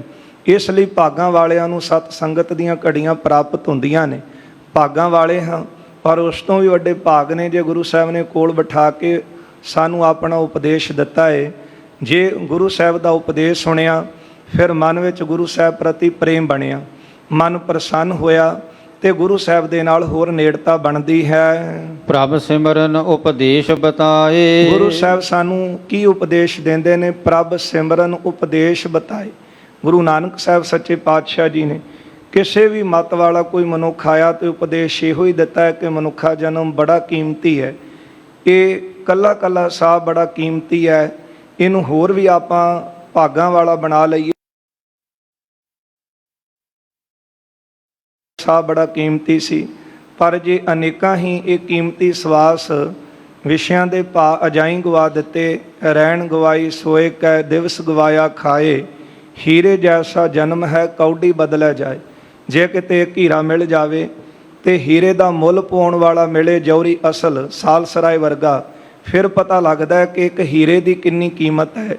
ਤੇ ਜੇ ਕੋਈ ਜੌਹਰੀ ਚੰਗਾ ਨਾ ਹੋਵੇ ਤੇ ਫਿਰ ਭਾਵੇਂ ਹੀਰੇ ਮਟਕੀ ਭਰੇ ਪਏ ਹੋਣ, ਬੋਰੀਆਂ ਭਰੇ ਪਏ ਹੋਣ, ਪਤਾ ਹੀ ਨਹੀਂ ਸੀ ਕਿ ਹੀਰਾ ਹੈ, ਉਹਨੂੰ ਫਿਰ ਉਸੇ ਤਰ੍ਹਾਂ ਗੁਲੇਲੇ ਬਣਾ ਬਣਾ ਕੇ ਚਲਾ ਕੇ ਬੰਦਾ ਖਤਮ ਕਰ ਦਿੰਦਾ। ਇਸੇ ਤਰ੍ਹਾਂ ਕੱਲਾ ਕੱਲਾ ਸਾਹ ਬੜਾ ਕੀਮਤੀ ਹੈ, ਪਰ ਜੇ ਇਹਨੂੰ ਵਿਕਾਰਾਂ ਦੇ ਵਿੱਚ ਵਿਸ਼ਿਆਂ ਵਿੱਚ ਪਾ ਕੇ ਗਵਾ ਦਿੱਤਾ, ਇੰਜ ਮੰਨ ਲਈਏ ਜਿਸ ਤਰ੍ਹਾਂ ਸਾਡੇ ਕੋਲ ਮਟਕੀ ਭਰੇ ਲਾਲ ਪਏ ਸਨ, ਹੀਰੇ ਪਏ ਸਨ, ਆਪਾਂ ਸਾਰੇ ਹੀ ਉਜਾੜ ਦਿੱਤੇ। ਪਰ ਜਦੋਂ ਵਪਾਰੀ ਮਿਲਿਆ, ਜੌਹਰੀ ਮਿਲਿਆ, ਉਹਨੇ ਇੱਕ ਹੀਰੇ ਦਾ ਮੁੱਲ ਪਾਇਆ ਤੇ ਫਿਰ ਆਪਾਂ ਹੈਰਾਨ ਹੋਏ ਕਿ ਹੈ ਇੰਨਾ ਕੀਮਤੀ ਇਹ ਸਵਾਸ ਸੀ। ਇਸ ਲਈ ਜਿਹੜੇ ਭਾਗਾਂ ਵਾਲੇ ਨੇ ਉਹ ਪਹਿਲਾਂ ਇਹਦੀ ਸੰਭਾਲ ਕਰਦੇ ਹਨ, ਗੁਰੂ ਸਾਹਿਬ ਜੀ ਤੋਂ ਉਪਦੇਸ਼ ਲੈਂਦੇ ਨੇ ਤੇ ਮਹਾਰਾਜ ਨੇ ਉਪਦੇਸ਼ ਦਿੱਤਾ, ਪ੍ਰਭ ਸਿਮਰਨ ਉਪਦੇਸ਼ ਬਤਾਵੇ। ਇਹ ਗੁਰੂ ਸਾਹਿਬ ਉਪਦੇਸ਼ ਦਿੰਦੇ ਨੇ ਆਈਆਂ ਸੰਗਤਾਂ ਨੂੰ, ਗੁਰਸਿੱਖਾਂ ਨੂੰ, ਜਗਿਆਸੂਆਂ ਨੂੰ। ਕਿ ਪ੍ਰਮਾਤਮਾ ਦਾ ਸਿਮਰਨ ਕਰਕੇ ਆਪਣਾ ਸਮਾਂ ਬਤੀਤ ਕਰੋ। ਲਖਿਓ ਸਮਾਂ ਤਬ ਬਿਦਾ ਭਗਤ ਹੋਏ। ਗੁਰੂ ਸਾਹਿਬ ਜੀ ਤੋਂ ਉਪਦੇਸ਼ ਲੈ ਕੇ ਜਿਹੜੇ ਭਗਤ ਜਨ ਸਨ ਉਹ ਵਿਦਾ ਹੋਏ ਹਨ, ਗਏ ਹਨ। ਆਪਣੇ ਆਪਣੇ ਥਾਨ ਪਿਆਨ। ਆਪੋ ਆਪਣੇ ਥਾਵਾਂ ਦੇ ਉੱਤੇ ਚਲੇ ਗਏ ਹਨ। ਪੁਨ ਆਏ ਸਭ ਵੇਦ ਦੇਹ ਧਾਰ। ਫਿਰ ਗੁਰੂ ਸਾਹਿਬ ਜੀ ਦੇ ਦਰਸ਼ਨ ਕਰਨ ਵਾਸਤੇ ਜਿਹੜੇ ਵੇਦ ਸੀ ਉਹਨਾਂ ਨੇ ਦੇਹਾਂ ਧਾਰੀਆਂ ਹਨ। ਸ਼੍ਰੀ ਅਰਜਨ ਕੋ ਬੰਧਨ ਠਾਨ। ਤੇ ਉਹਨਾਂ ਵੇਦਾਂ ਨੇ ਭੱਟਾਂ ਦੀਆਂ ਦੇਹਾਂ ਧਾਰ ਕੇ ਗੁਰੂ ਅਰਜਨ ਦੇਵ ਸਾਹਿਬ ਜੀ ਨੂੰ ਆ ਕੇ ਨਮਸਕਾਰਾਂ ਕੀਤੀਆਂ ਨੇ। ਕਿਉਂਕਿ ਜਿਹੜੇ ਭੱਟ ਹਨ ਉਹ ਸਨਾਤਨ ਮਤ ਦੇ ਵਿੱਚ, ਹਿੰਦੂਆਂ ਦੇ ਵਿੱਚ ਮੰਨੇ ਗਏ ਨੇ ਕਿ ਜਸ ਗਾਉਣ ਵਾਲੇ ਉਹਨਾਂ ਨੂੰ ਭੱਟ ਕਿਹਾ ਜਾਂਦਾ ਹੈ। ਤੇ ਇਸਲਾਮ ਮਤ ਦੇ ਵਿੱਚ ਜਿਹੜੇ ਮੀਰਾਸੀ ਹਨ ਉਹ ਜਸ ਗਾਉਣ ਵਾਲੇ, ਉਹਨਾਂ ਨੂੰ ਮੀਰਾਸੀ ਸ਼ਬਦ ਵਰਤਿਆ ਜਾਂਦਾ ਹੈ ਉਹਨਾਂ ਲਈ ਜਿਹੜੇ ਆਪਣੇ ਜਜਮਾਨਾਂ ਦਾ ਜਸ ਗਾਉਂਦੇ ਨੇ। ਜਿਸ ਤਰ੍ਹਾਂ ਭਾਈ ਗੁਰਦਾਸ ਜੀ ਨੇ ਵੀ ਭਾਈ ਮਰਦਾਨਾ ਜੀ ਲਈ ਮੀਰਾਸੀ ਸ਼ਬਦ ਵਰਤਿਆ ਹੈ ਤੇ ਭਾਈ ਮਰਦਾਨਾ ਸਾਹਿਬ ਲਈ, ਕਿਉਂਕਿ ਉਹ ਇਸਲਾਮ ਮਤ ਦੇ ਵਿੱਚ ਜਜਮਾਨਾਂ ਦਾ ਜਸ ਗਾਉਣ ਵਾਲੇ ਸਨ, ਇਸ ਲਈ ਮੀਰਾਸੀ ਸ਼ਬਦ ਉਹਨਾਂ ਦੇ ਨਾਲ ਜੁੜਿਆ ਹੈ। ਹਿੰਦੂਆਂ ਦੇ ਵਿੱਚ ਜਿਹੜੇ ਜਸ ਗਾਉਂਦੇ ਸੀ ਉਹਨਾਂ ਵਿੱਚ ਭੱਟ ਸਨ। ਤੇ ਹੁਣ ਇਹਨਾਂ ਵੇਦਾਂ ਨੇ ਦੇਹਾਂ ਧਾਰੀਆਂ। ਉਹ ਕਿਸ ਤਰ੍ਹਾਂ ਧਾਰੀਆਂ ਹੋਗੇ ਪ੍ਰਸੰਗ ਵਿੱਚ ਆਵੇਗਾ, ਕਿਉਂਕਿ ਸਾਰਾ ਜ਼ਿਕਰ ਭਾਈ ਸੰਤੋਖ ਸਿੰਘ ਜੀ ਨੇ ਕੀਤਾ ਪ੍ਰਸੰਗ ਵਿੱਚ। ਕਹਿੰਦੇ ਵੇਦ ਦੇਹਾਂ ਧਾਰ ਕੇ ਗੁਰੂ ਅਰਜਨ ਦੇਵ ਸਾਹਿਬ ਦੇ ਚਰਨਾਂ ਵਿੱਚ ਆਏ ਤੇ ਆ ਕੇ ਨਮਸਕਾਰਾਂ ਕੀਤੀਆਂ ਹਨ। ਚਾਹਤ ਭੇ ਗੁਰ ਕਰਿਓ ਸੋ ਚਿਤ ਮੈਂ। ਚਾਹੁੰਦੇ ਹਨ ਚਾਹਤ ਪਏ ਸੋ ਕਰਿਓ ਸੋ ਚਿਤ ਮੈਂ। ਚਾਹੁੰਦੇ ਸਨ ਆਪਣੇ ਚਿੱਤ ਵਿੱਚ ਆਪਣੇ ਆਪ ਨੂੰ ਸਫਲਾ ਕਰਨਾ ਜਾਂ ਚਿੱਤ ਵਿੱਚ ਗੁਰੂ ਧਾਰਨਾ ਚਾਹੁੰਦੇ ਸੀ। ਹੁਣ ਵੇਦ ਹਿੰਦੂ ਮਤ ਦੇ ਵਿੱਚ, ਸਨਾਤਨ ਮਤ ਵਿੱਚ ਸਭ ਤੋਂ ਕੀਮਤੀ ਜਿਹੜੇ ਗ੍ਰੰਥ ਹਨ ਉਹ 4 ਵੇਦ ਨੇ। ਪਰ ਵੇਦਾਂ ਨੂੰ ਜਿਸ ਤਰ੍ਹਾਂ ਮਾਣ ਹੋਇਆ ਤੇ ਉਹਨਾਂ ਨੂੰ ਵੀ ਫਿਰ ਦੇਹਾਂ ਧਾਰ ਕੇ ਆਉਣਾ ਪਿਆ। ਉਹਨਾਂ ਨੂੰ ਵੀ ਗੁਰੂ ਧਾਰਨ ਦੀ ਲੋੜ ਪਈ, ਕਿਉਂਕਿ ਬਾਣੀ ਦੇ ਆਪਾਂ ਬਚਨ ਪੜ੍ਹਦੇ ਹਾਂ ਕਿ ਗੁਰੂ ਤੋਂ ਬਿਨਾਂ ਜਿਹੜਾ ਜੀਵ ਨੂੰ ਉਹ ਗਿਆਨ ਨਹੀਂ ਹੋ ਸਕਦਾ। ਗਿਆਨ ਵੀ ਸੰਗਤ ਜੀ 2 ਪ੍ਰਕਾਰ ਦਾ ਹੈ। ਇੱਕ ਤਾਂ ਦੁਨਿਆਵੀ ਵਿਦਿਆ ਨੂੰ ਪ੍ਰਾਪਤ ਕਰ ਲੈਣਾ, ਦੁਨਿਆਵੀ ਵਿਦਿਆ ਪ੍ਰਾਪਤ ਕਰਕੇ ਜਾਂ ਹੋਰ ਚੰਗੇ ਚੰਗੇ ਗ੍ਰੰਥਾਂ ਦਾ ਅਧਿਐਨ ਕਰ ਲੈਣਾ। ਕਈਆਂ ਨੂੰ ਚੰਗੀ ਤੋਂ ਚੰਗੀਆਂ ਗਿਆਨ ਦੀਆਂ ਗੱਲਾਂ ਸੁਣਨ ਦਾ ਬਹੁਤ ਚਸਕਾ ਹੁੰਦਾ ਹੈ। ਉਹ ਵੀ ਇੱਕ ਪ੍ਰਕਾਰ ਦਾ ਗਿਆਨ ਆਪਣੇ ਕੋਲ ਇਕੱਠਾ ਕਰਦੇ। ਦਾਸ ਨੇ ਕਈ ਦੇਖੇ ਵੀ ਨੇ, ਸਾਡੇ ਕੋਲ ਤਾਂ ਕੁਝ ਨਹੀਂ, ਉਹ ਐਸੀਆਂ ਗੱਲਾਂ ਸਾਨੂੰ ਸੁਣਾਉਣਗੇ ਕਿ ਹੈਰਾਨ ਰਹਿ ਜਾਈਦਾ ਕਿ ਇਹਨਾਂ ਕੋਲ ਕਿੰਨਾ ਗਿਆਨ ਹੈ। ਇਹ ਇੱਕ ਕਿਸਮ ਦਾ ਗਿਆਨ ਹੈ। ਪਰ ਦੂਸਰਾ ਗਿਆਨ ਅਧਿਆਤਮਕ ਹੈ, ਜਿਹੜਾ ਭਗਤ ਜਨਾਂ ਨੇ ਕਮਾਈ ਕਰਕੇ ਪ੍ਰਾਪਤ ਕੀਤਾ ਹੈ। ਹੁਣ ਜਦੋਂ ਭਗਤਾਂ ਦੇ ਜੀਵਨ ਪੜ੍ਹਦੇ ਹਾਂ, ਉਹਨਾਂ ਨੇ ਕਿੱਥੋਂ ਗ੍ਰੰਥ ਪੜ੍ਹੇ, ਕਿੱਥੋਂ ਵਿਦਿਆ ਦਾ ਅਧਿਐਨ ਕੀਤਾ, ਕਿਹੜੀਆਂ ਪਾਠਸ਼ਾਲਾ ਵਿੱਚ ਉਹਨਾਂ ਨੇ ਕਿਹੜਾ ਗੁਰੂ ਧਾਰਨ ਕਰਕੇ ਪੜ੍ਹਾਈ ਕੀਤੀ, ਉਹਨਾਂ ਦਾ ਜ਼ਿਕਰ ਨਹੀਂ ਸਾਨੂੰ ਬਹੁਤਿਆਂ ਦਾ ਮਿਲਦਾ। ਭਗਤ ਧੰਨਾ ਜੀ ਕਿਹੜੀ ਪਾਠਸ਼ਾਲਾ ਵਿੱਚ ਪੜ੍ਹੇ ਸਨ, ਇਹਨਾਂ ਦਾ ਗੁਰੂ ਕੌਣ ਸੀ, ਅਧਿਆਪਕ ਕੌਣ ਸੀ, ਕਿਹੜੇ ਕਿਹੜੇ ਗ੍ਰੰਥ ਇਹਨਾਂ ਨੇ ਸਟੱਡੀ ਕੀਤੀ, ਕਿੱਥੋਂ ਕਿੱਥੋਂ ਪੜ੍ਹੇ, ਫਿਰ ਇਹਨਾਂ ਨੇ ਉਪਦੇਸ਼ ਦਿੱਤਾ, ਨਹੀਂ। ਅਸਲ ਇਹਨਾਂ ਨੇ ਉਹਨਾਂ ਦੇ ਜੀਵਨ ਵਿੱਚੋਂ ਆਪਾਂ ਪੜ੍ਹਦੇ ਹਾਂ, ਭੋਲਾ ਭਾਉ ਗੋਬਿੰਦ ਮਿਲਾਵੇ। ਭੋਲੇ ਭਾਵ ਸੁਭਾਵ ਦੇ ਸਨ, ਪਰ ਹਿਰਦੇ ਕਰਕੇ ਇੰਨੇ ਕੁ ਪਰਮਾਤਮਾ ਦੇ ਨਾਲ ਜੁੜੇ ਨੇ। ਪਰਮਾਤਮਾ ਦੀ ਭਗਤੀ ਕਰਨ ਦੇ ਨਾਲ ਜਿਹੜਾ ਬ੍ਰਹਮ ਗਿਆਨੀ ਨੂੰ ਗਿਆਨ ਹੁੰਦਾ ਹੈ, ਇੰਝ ਕਹਿ ਲਓ ਜਿਹੜਾ ਦੁਨੀਆ ਦਾ ਤਮਾਮ ਗਿਆਨ ਹੈ ਉਹ ਬ੍ਰਹਮ ਗਿਆਨੀ ਨੂੰ ਹੱਥ 'ਤੇ ਰੱਖੇ ਹੋਏ ਓਲੇ ਵਾਂਗੂ ਸਭ ਕੁਝ ਸਪਸ਼ਟ ਹੁੰਦਾ ਹੈ। ਇੰਝ ਵੀ ਵਿਦਵਾਨ ਦੱਸਦੇ ਹਨ ਕਿ ਜਿਹੜਾ ਵਜ਼ੀਰਾਂ ਕੋਲੋਂ, ਰਾਜਿਆਂ ਕੋਲ ਇੱਕ ਪਾਸੇ ਗਿਆਨ ਕਹਿ ਲਈਏ, ਤੇ ਜਿਹੜਾ ਬ੍ਰਹਮ ਗਿਆਨੀ ਹੈ ਉਹਦੇ ਅੰਦਰ ਤਾਂ ਸਾਰੀਆਂ ਵਿਦਿਆ ਜਿਹੜੀਆਂ ਸਫਰ ਹੁੰਦੀਆਂ ਨੇ। ਇਸ ਲਈ ਦੁਨਿਆਵੀ ਗਿਆਨ ਤਾਂ ਹੈ, ਲੋਕਾਂ ਨੂੰ ਗਿਆਨ ਤਾਂ ਦੇ ਰਹੇ ਸਨ ਵੇਦ, ਪਰ ਹਲੇ ਤੱਕ ਅਧਿਆਤਮਕ ਦੀ ਖੇਡ ਨਹੀਂ ਸੀ ਬਣੀ। ਇਸ ਲਈ ਇਹਨਾਂ ਨੇ ਦੇਹ ਧਾਰੀ ਤੇ ਗੁਰੂ ਅਰਜਨ ਦੇਵ ਸਾਹਿਬ ਦੇ ਚਰਨਾਂ 'ਚ ਆਏ। ਚਾਹੁੰਦੇ ਹਨ ਗੁਰੂ ਧਾਰਨ ਕਰਨਾ, ਕਿਉਂਕਿ ਇਹਨਾਂ ਦੀ ਬਾਣੀ ਵਿੱਚੋਂ ਵੀ ਆਪਾਂ ਪੜ੍ਹਾਂਗੇ, ਗੁਰ ਬਿਨ ਘੋਰ ਅੰਧਾਰ, ਗੁਰੂ ਬਿਨ ਸਮਝ ਨਾ ਆਵੇ। ਜਿੰਨਾ ਚਿਰ ਗੁਰੂ ਧਾਰਨ ਨਹੀਂ ਕਰਦੇ ਉਹ ਵੀ ਪੂਰਾ, ਉਹਨਾਂ ਚਿਰ ਅੰਦਰ ਹਨੇਰਾ ਰਹਿੰਦਾ ਹੈ, ਚਾਨਣ ਨਹੀਂ ਹੁੰਦਾ। ਚਾਨਣ ਤਾਂ ਪੂਰਾ ਗੁਰੂ ਹੀ ਕਰ ਸਕਦਾ ਹੈ। ਗਿਆਨ ਅੰਜਨ ਗੁਰ ਦੀਆ, ਅਗਿਆਨ ਅੰਧੇਰ ਵਿਨਾਸ਼, ਹਰ ਕਿਰਪਾ ਤੇ ਸੰਤ ਭੇਟਿਆ, ਨਾਨਕ ਮਨ ਪ੍ਰਗਾਸ। ਇੰਝ ਕਹਿ ਲਓ ਕਿ ਦੀਵਾ ਨਹੀਂ ਸੀ, ਚੀਜ਼ ਵਸਤੂ ਕੋਲ ਪਈ ਸੀ, ਕੋਲ ਪਈ ਵੀ ਨਹੀਂ ਦਿਸਦੀ, ਕਿਉਂਕਿ ਚਾਨਣ ਨਹੀਂ ਹੈ। ਇਸੇ ਤਰ੍ਹਾਂ ਅਕਾਲ ਪੁਰਖ ਪਰਮਾਤਮਾ ਹਿਰਦੇ ਘਰ ਵਿੱਚ ਹੀ ਉਹਦਾ ਨਿਵਾਸ ਹੈ, ਪਰ ਹਲੇ ਤੱਕ ਉਹਦੀ ਪ੍ਰਾਪਤੀ ਲਈ ਆਪਾਂ ਬਾਹਰ ਮੁਖੀ ਯਤਨ ਬਥੇਰੇ ਕੀਤੇ, ਪਰ ਜਦੋਂ ਪੂਰਾ ਗੁਰੂ ਮਿਲਿਆ, ਉਹਨੇ ਹਿਰਦੇ ਘਰ ਦੇ ਵਿੱਚ ਉਪਦੇਸ਼ ਦੇ ਨਾਲ ਦੀਵਾ ਜਗਾ ਦਿੱਤਾ, ਚਾਨਣ ਹੋਇਆ। ਜਦੋਂ ਉਪਦੇਸ਼ ਰੂਪੀ ਦੀਵਾ ਜਗਿਆ, ਹਿਰਦੇ ਵਿੱਚ ਚਾਨਣ ਹੋਇਆ, ਤੇ ਗੁਰੂ ਨੇ ਕਿਰਪਾ ਕੀਤੀ। ਗੁਰ ਘਰ ਹੀ ਮਾਹੇ ਦਿਖਾਇਆ ਥਾ, ਉਹ ਅਕਾਲ ਪੁਰਖ ਜਿਹਨੂੰ ਭਾਲ ਰਹੇ ਸਨ, ਕਈ ਜਨਮ ਲੰਘ ਗਏ, ਉਹਦੀ ਪ੍ਰਾਪਤੀ ਹਿਰਦੇ ਘਰ ਵਿੱਚੋਂ ਕਰਾ ਦਿੱਤੀ। ਇਸ ਲਈ ਗੁਰੂ ਤੋਂ ਬਿਨਾਂ ਨਾ ਕਿਸੇ ਨੇ ਪ੍ਰਮਾਤਮਾ ਨੂੰ ਪਾਇਆ ਹੈ ਤੇ ਨਾ ਕੋਈ ਆਉਣ ਵਾਲੇ ਸਮੇਂ ਵਿੱਚ ਪਾ ਸਕੇਗਾ, ਕਿਉਂਕਿ ਇਹ ਬਚਨ ਆਪਾਂ ਗੁਰਬਾਣੀ ਅੰਦਰ ਹਰ ਰੋਜ਼ ਪੜ੍ਹਦੇ ਹਾਂ, ਬਿਨ ਸਤਿਗੁਰ ਕਿਨੈ ਨਾ ਪਾਇਓ, ਬਿਨ ਸਤਿਗੁਰ ਕਿਨੈ ਨਾ ਪਾਇਆ। ਇਸ ਲਈ ਇਹਨਾਂ ਨੂੰ ਵੀ ਗੁਰੂ ਧਾਰਨ ਦੀ ਲੋੜ ਪਈ। ਗੁਰੂ ਅਰਜਨ ਦੇਵ ਸਾਹਿਬ ਜੀ ਦੀ ਸ਼ਰਨ ਵਿੱਚ ਤਾਂ ਆਏ ਹਨ। ਅਨਕ ਭਾਂਤ ਕੀ ਉਸਤਤ ਠਾਨ, ਬਹੁਤ ਤਰ੍ਹਾਂ ਆ ਕੇ ਇਹਨਾਂ ਪੱਟਾਂ ਨੇ ਗੁਰੂ ਅਰਜਨ ਦੇਵ ਸਾਹਿਬ ਜੀ ਦੀ, ਗੁਰੂ ਸਾਹਿਬਾਨਾਂ ਦੀ ਉਸਤਤ ਗਾਈ ਹੈ। ਜਿਸ ਕਾਰਨ ਅਵਤਰੇ ਜਗਤ ਮਹਿ, ਜਿਸ ਕਾਰਨ ਇਹਨਾਂ ਨੇ ਸੰਸਾਰ ਵਿੱਚ ਅਵਤਾਰ ਲਏ ਹਨ, ਇਹ ਦੇਹਾਂ ਲੈ ਕੇ ਸੰਸਾਰ ਵਿੱਚ ਆਏ। ਕਾਰਨ ਕੀ ਹੈ? ਗੁਰੂ ਸਾਹਿਬਾਨਾਂ ਦਾ ਜਸ ਗਾਉਣ ਵਾਸਤੇ ਸੰਸਾਰ ਵਿੱਚ ਆਏ ਸੀ। ਕਿਉਂਕਿ ਭੱਟ ਜਨਾਂ ਦੀ ਜਦੋਂ ਆਪਾਂ ਬਾਣੀ ਪੜ੍ਹਦੇ, ਉਹਨਾਂ ਨੇ ਆਪਣੀ ਬਾਣੀ ਵਿੱਚ ਗੁਰੂ ਨਾਨਕ ਸਾਹਿਬ ਜੀ ਨੂੰ, ਗੁਰੂ ਅੰਗਦ ਦੇਵ ਸਾਹਿਬ, ਗੁਰੂ ਅਮਰਦਾਸ ਸਾਹਿਬ, ਗੁਰੂ ਰਾਮਦਾਸ, ਗੁਰੂ ਅਰਜਨ ਦੇਵ ਸਾਹਿਬ ਜੀ ਨੂੰ ਅਕਾਲ ਪੁਰਖ ਦਾ ਸਰੂਪ ਦਰਸਾਇਆ ਹੈ ਕਿ ਜੋਤ ਰੂਪ ਹਰ ਆਪ ਗੁਰੂ ਨਾਨਕ ਕਹਾਇਓ, ਤਾਂ ਤੇ ਅੰਗਦ ਪਇਓ, ਤਤ ਸਿਉ ਤਤ ਮਿਲਾਇਓ, ਅੰਗਦ ਕਿਰਪਾ ਧਾਰ, ਅਮਰ ਸਤਿਗੁਰ ਥਿਰ ਕੀਓ, ਅਮਰਦਾਸ ਅੰਮ੍ਰਿਤ ਛਤਰ ਗੁਰ ਰਾਮੈ ਦਿਓ, ਰਾਮਦਾਸ ਦਰਸ਼ਨ ਪਰਸ ਕੈ ਮਥੁਰਾ ਅੰਮ੍ਰਿਤ ਬੈਣ, ਮੂਰਤ ਪੰਚ ਪ੍ਰਮਾਣ ਪੁਰਖ ਗੁਰ ਅਰਜੁਨ ਪਿਖਹੁ ਨੈਣ। ਇਸ ਲਈ ਇਹ ਸਾਰੇ ਜੋਤੀ ਸਰੂਪ ਪਰਮਾਤਮਾ ਦੀ ਜੋਤ ਹੀ ਵਰਤੀ ਤੇ ਭੱਟ ਜੀਆਂ ਨੇ ਆਪਣੀ ਬਾਣੀ ਵਿੱਚ ਸਾਨੂੰ ਦਰਸਾਇਆ। ਇਸ ਲਈ ਆਏ ਕੀ ਕਰਨ? ਅਕਾਲ ਪੁਰਖ ਦਾ ਜਸ ਗਾਉਣ। ਵੈਸੇ ਆਪਣੇ ਸਾਰਿਆਂ ਦਾ ਫਰਜ਼ ਤਾਂ ਇਹੋ ਹੀ ਹੈ। ਭਾਈ ਨੰਦ ਲਾਲ ਜੀ ਦੀ ਬਾਣੀ ਪੜ੍ਹੋ, ਪਹਿਲਾ ਸ਼ਬਦ ਹੀ ਭਾਈ ਨੰਦ ਲਾਲ ਦਾ ਇਹ ਹੈ, ਹਵਾਏ ਬੰਦਗੀ ਆਵੁਰਦ ਦਰ ਵਜੂਦ ਮਰ। ਕਹਿੰਦੇ ਪੰਜਾਂ ਤੱਤਾਂ ਦੀ ਦੇਹੀ ਲੈ ਕੇ ਸੰਸਾਰ 'ਚ ਆਏ। ਆਉਣ ਦਾ ਮਕਸਦ ਕੀ ਹੈ? ਜਿਹੜਾ ਮੇਰਾ ਮੁਰਸ਼ਿਦ ਹੈ ਨਾ, ਉਹ ਪੰਜਾਂ ਤੱਤਾਂ ਦੀ ਦੇਹ ਲੈ ਕੇ ਸੰਸਾਰ 'ਚ ਆਇਆ ਸੀ ਤੇ ਉਹਦੀ ਸੇਵਾ ਵਾਸਤੇ ਮੈਨੂੰ ਪੰਜਾਂ ਤੱਤਾਂ ਦੀ ਦੇਹ ਮਿਲੀ ਹੈ। ਇਸ ਤੋਂ ਵੱਧ ਕੇ ਹੋਰ ਕੁਝ ਨਹੀਂ ਇਸ ਦੇਹ ਦਾ ਕੰਮ। ਭਾਈ ਪ੍ਰਾਪਤ ਮਾਨੁਖ ਦੇ ਹਰੀਆ, ਗੋਬਿੰਦ ਮਿਲਣ ਕੀ ਇਹ ਤੇਰੀ ਬਰੀਆ।